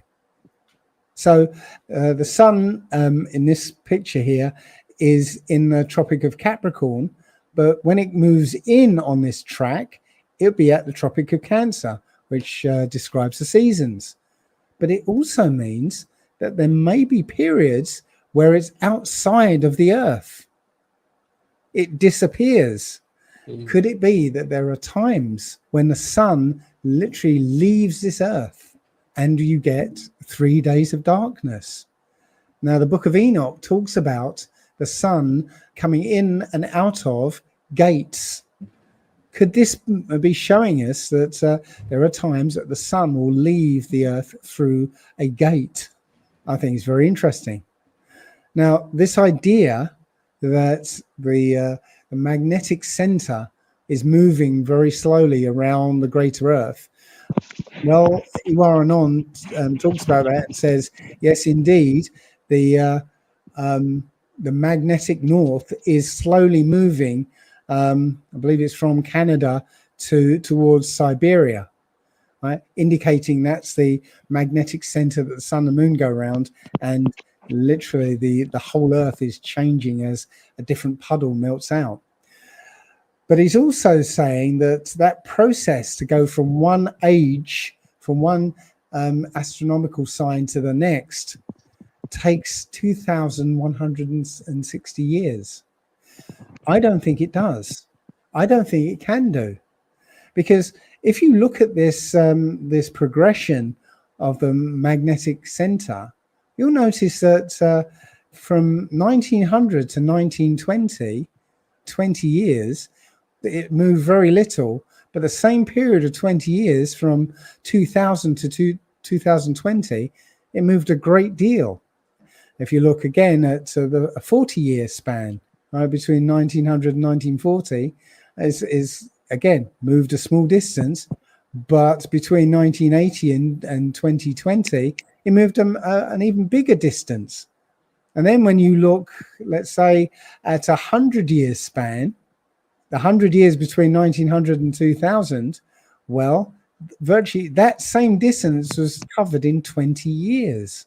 So it can't be 2,160 years between each sign, because this motion of this magnetic center is speeding up.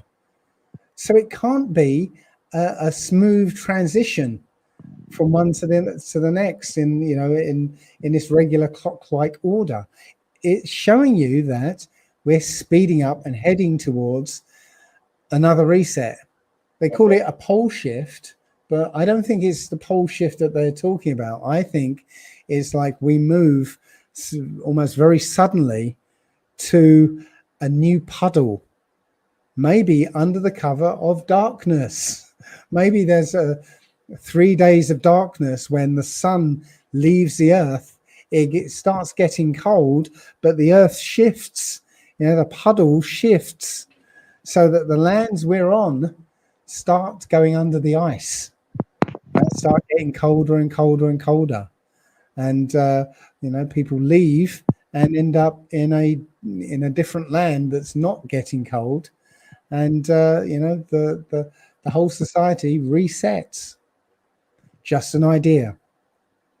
But on the same topic as the jubilees, this idea of jubilees, well, I tried to extrapolate when the next jubilee will be, just by looking at dates and history and trying to match them up with the Book of Jubilees.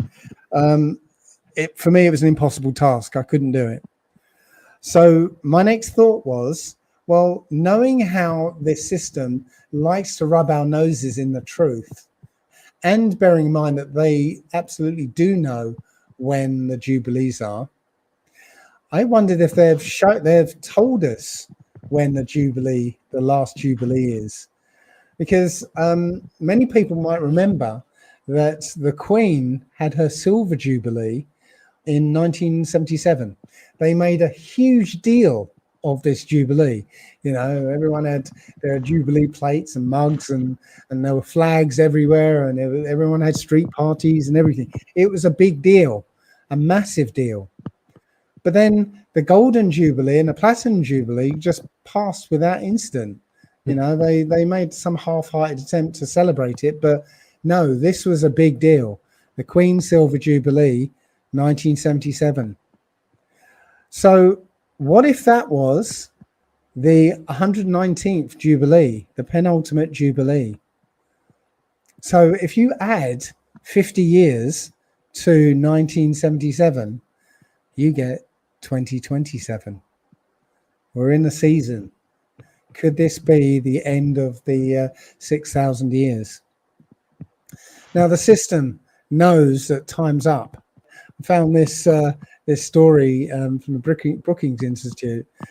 With the end of the 4 centuries, the 400 years of Western dominance, what will the world order be like in the 21st century? They're saying now that the slaves have been released, right? Knowing that, with the release of the slaves, their fortunes are going to wane. How are they going to deal with it, right? They know what's coming. This is why the billionaires are building doomsday bunkers. They hope to escape what's coming. But I just remembered the Most High actually says that they will try and hide themselves in underground or in the clefts of the rock, but the Most High is going to come for them. So that won't save them.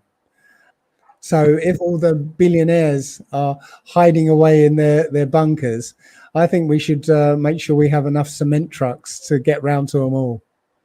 Anyway, thanks for listening.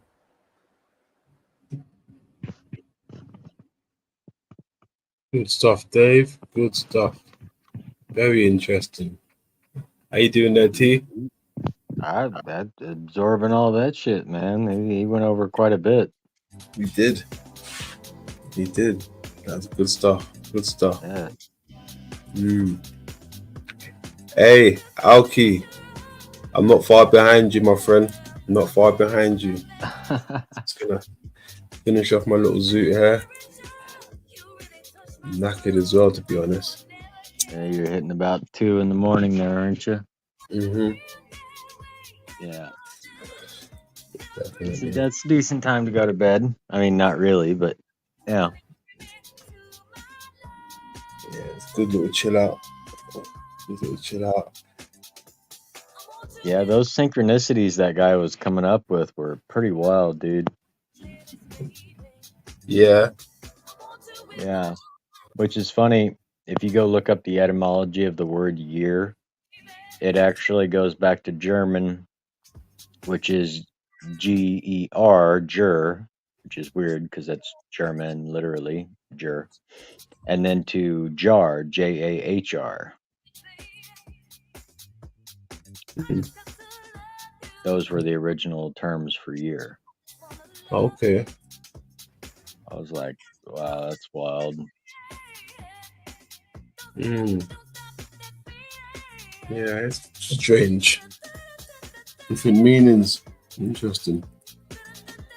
Yeah. You don't know. You can almost take every bit of time and divide it by 13. Because if time in the past was only measured by moon cycles, then, you would have to divide all these larger year numbers by 13. Because they weren't counting cycles of the sun, they were counting cycles of the moon. Yeah. You could gain quite a bit of time difference if you go, oh no, that was in revolutions of the sun. You go, wow, that was a long time ago. But if you go on revolutions of the moon, you go, oh wow, that was just in our recent history. Yeah. Yeah. It's very interesting. Yeah, definite. Sounds like you've been busy with the, AI book you just showed and multiple videos.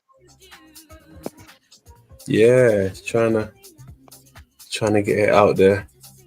Got your swimsuit on, huh? Yeah, boy. Definitely. Diving deep. Still more to come, man. Much more to come. Heck yeah. I can't wait. That definitely connected together with the video you just showed before that. So yeah, bro, salute to your work, man. Hey. Yeah, good stuff. Yeah, salute to that, man. Salute to that. 420 if you got that.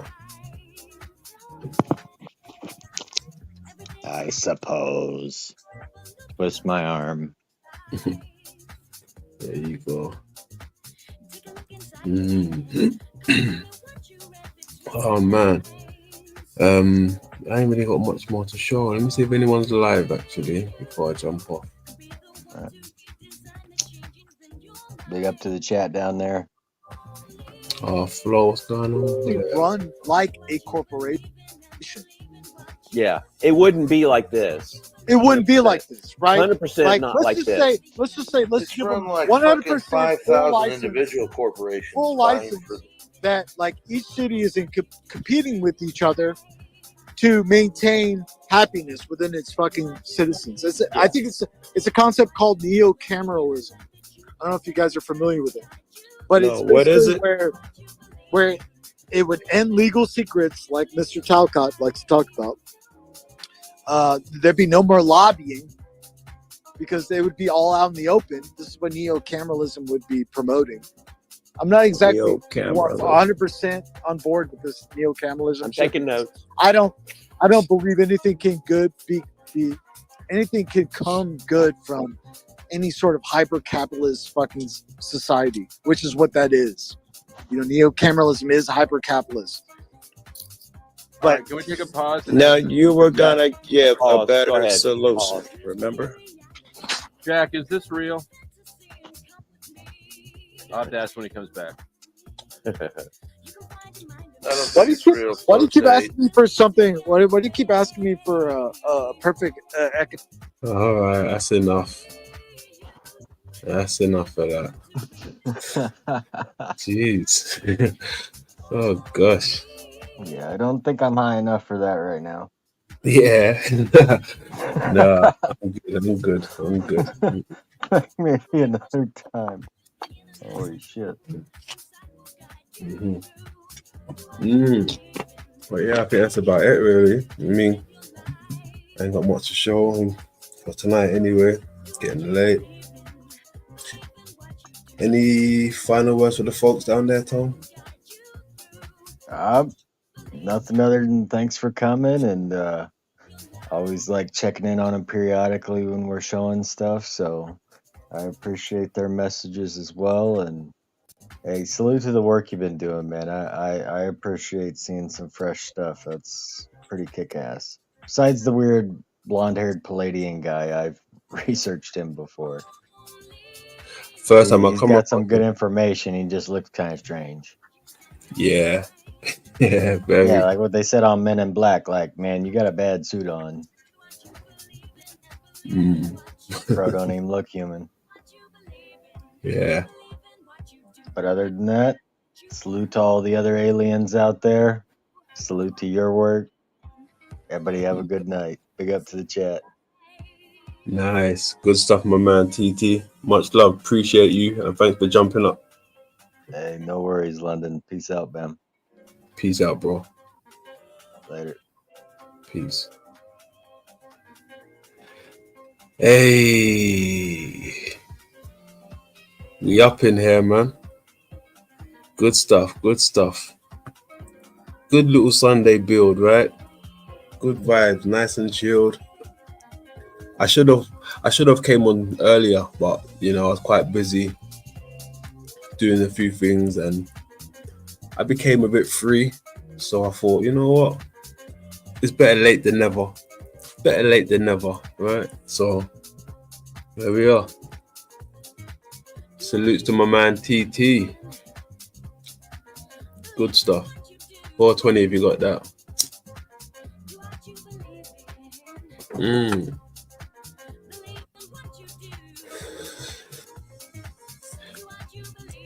We still need to carry on the part 2 from the Mars and Egypt and all that stuff, T. We've got to give them what they want, right? So look out for that. Look out for that. But yeah, it's been a pleasure. It's been a pleasure. I don't want to keep any longer than I have to. So thank you for coming out, everyone. Thank you for everybody who hit the panel. Much appreciated. Thank you for everybody who came out, Nothing but love. Salutes to my people. Salutes to my people. 420 if you got that. And always remember to look after yourself, love over war, and lay low. We made it Sunday. We made it to the bright side of the road, right? Let's go.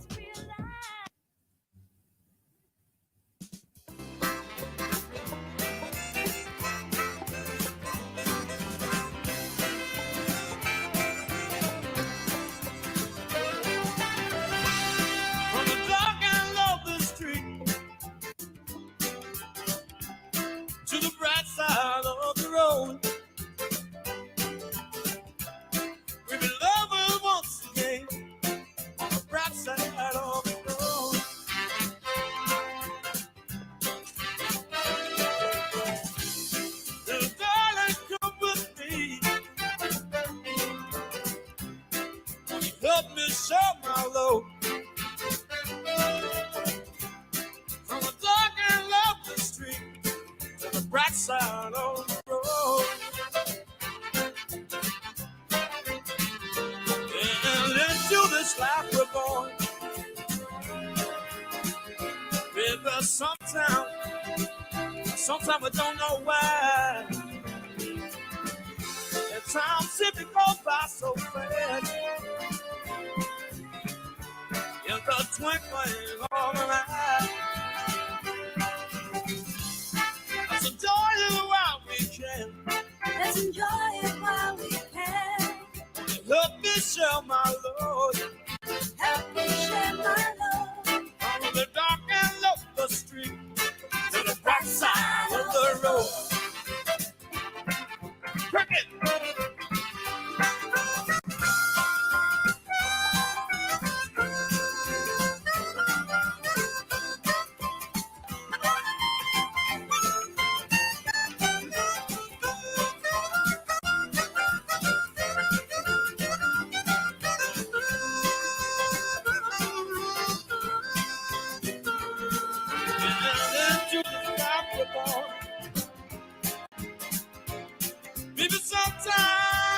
Sometimes I don't know why. It will seem to go by so fast. In the twinkling of an eye. Let's enjoy it while we can. Let's enjoy it while we can. Help me sing my song. Help me sing my song. Little darling, come along. On the bright side of the road.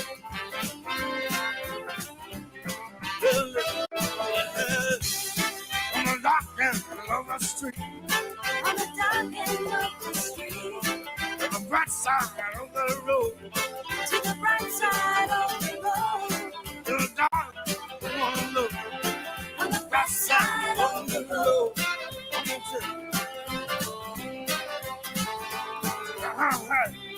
On the dark end of the street. On the dark end of the street. To the bright side of the road. To the bright side of the road. We love it once again. On the bright side of the road. Will we be? We love it once again. On the bright side of the road.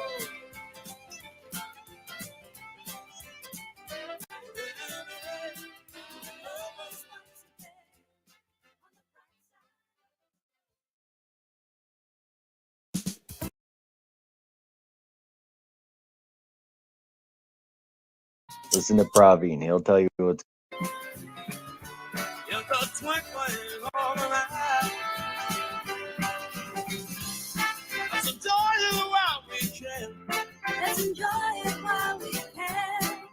Help me share my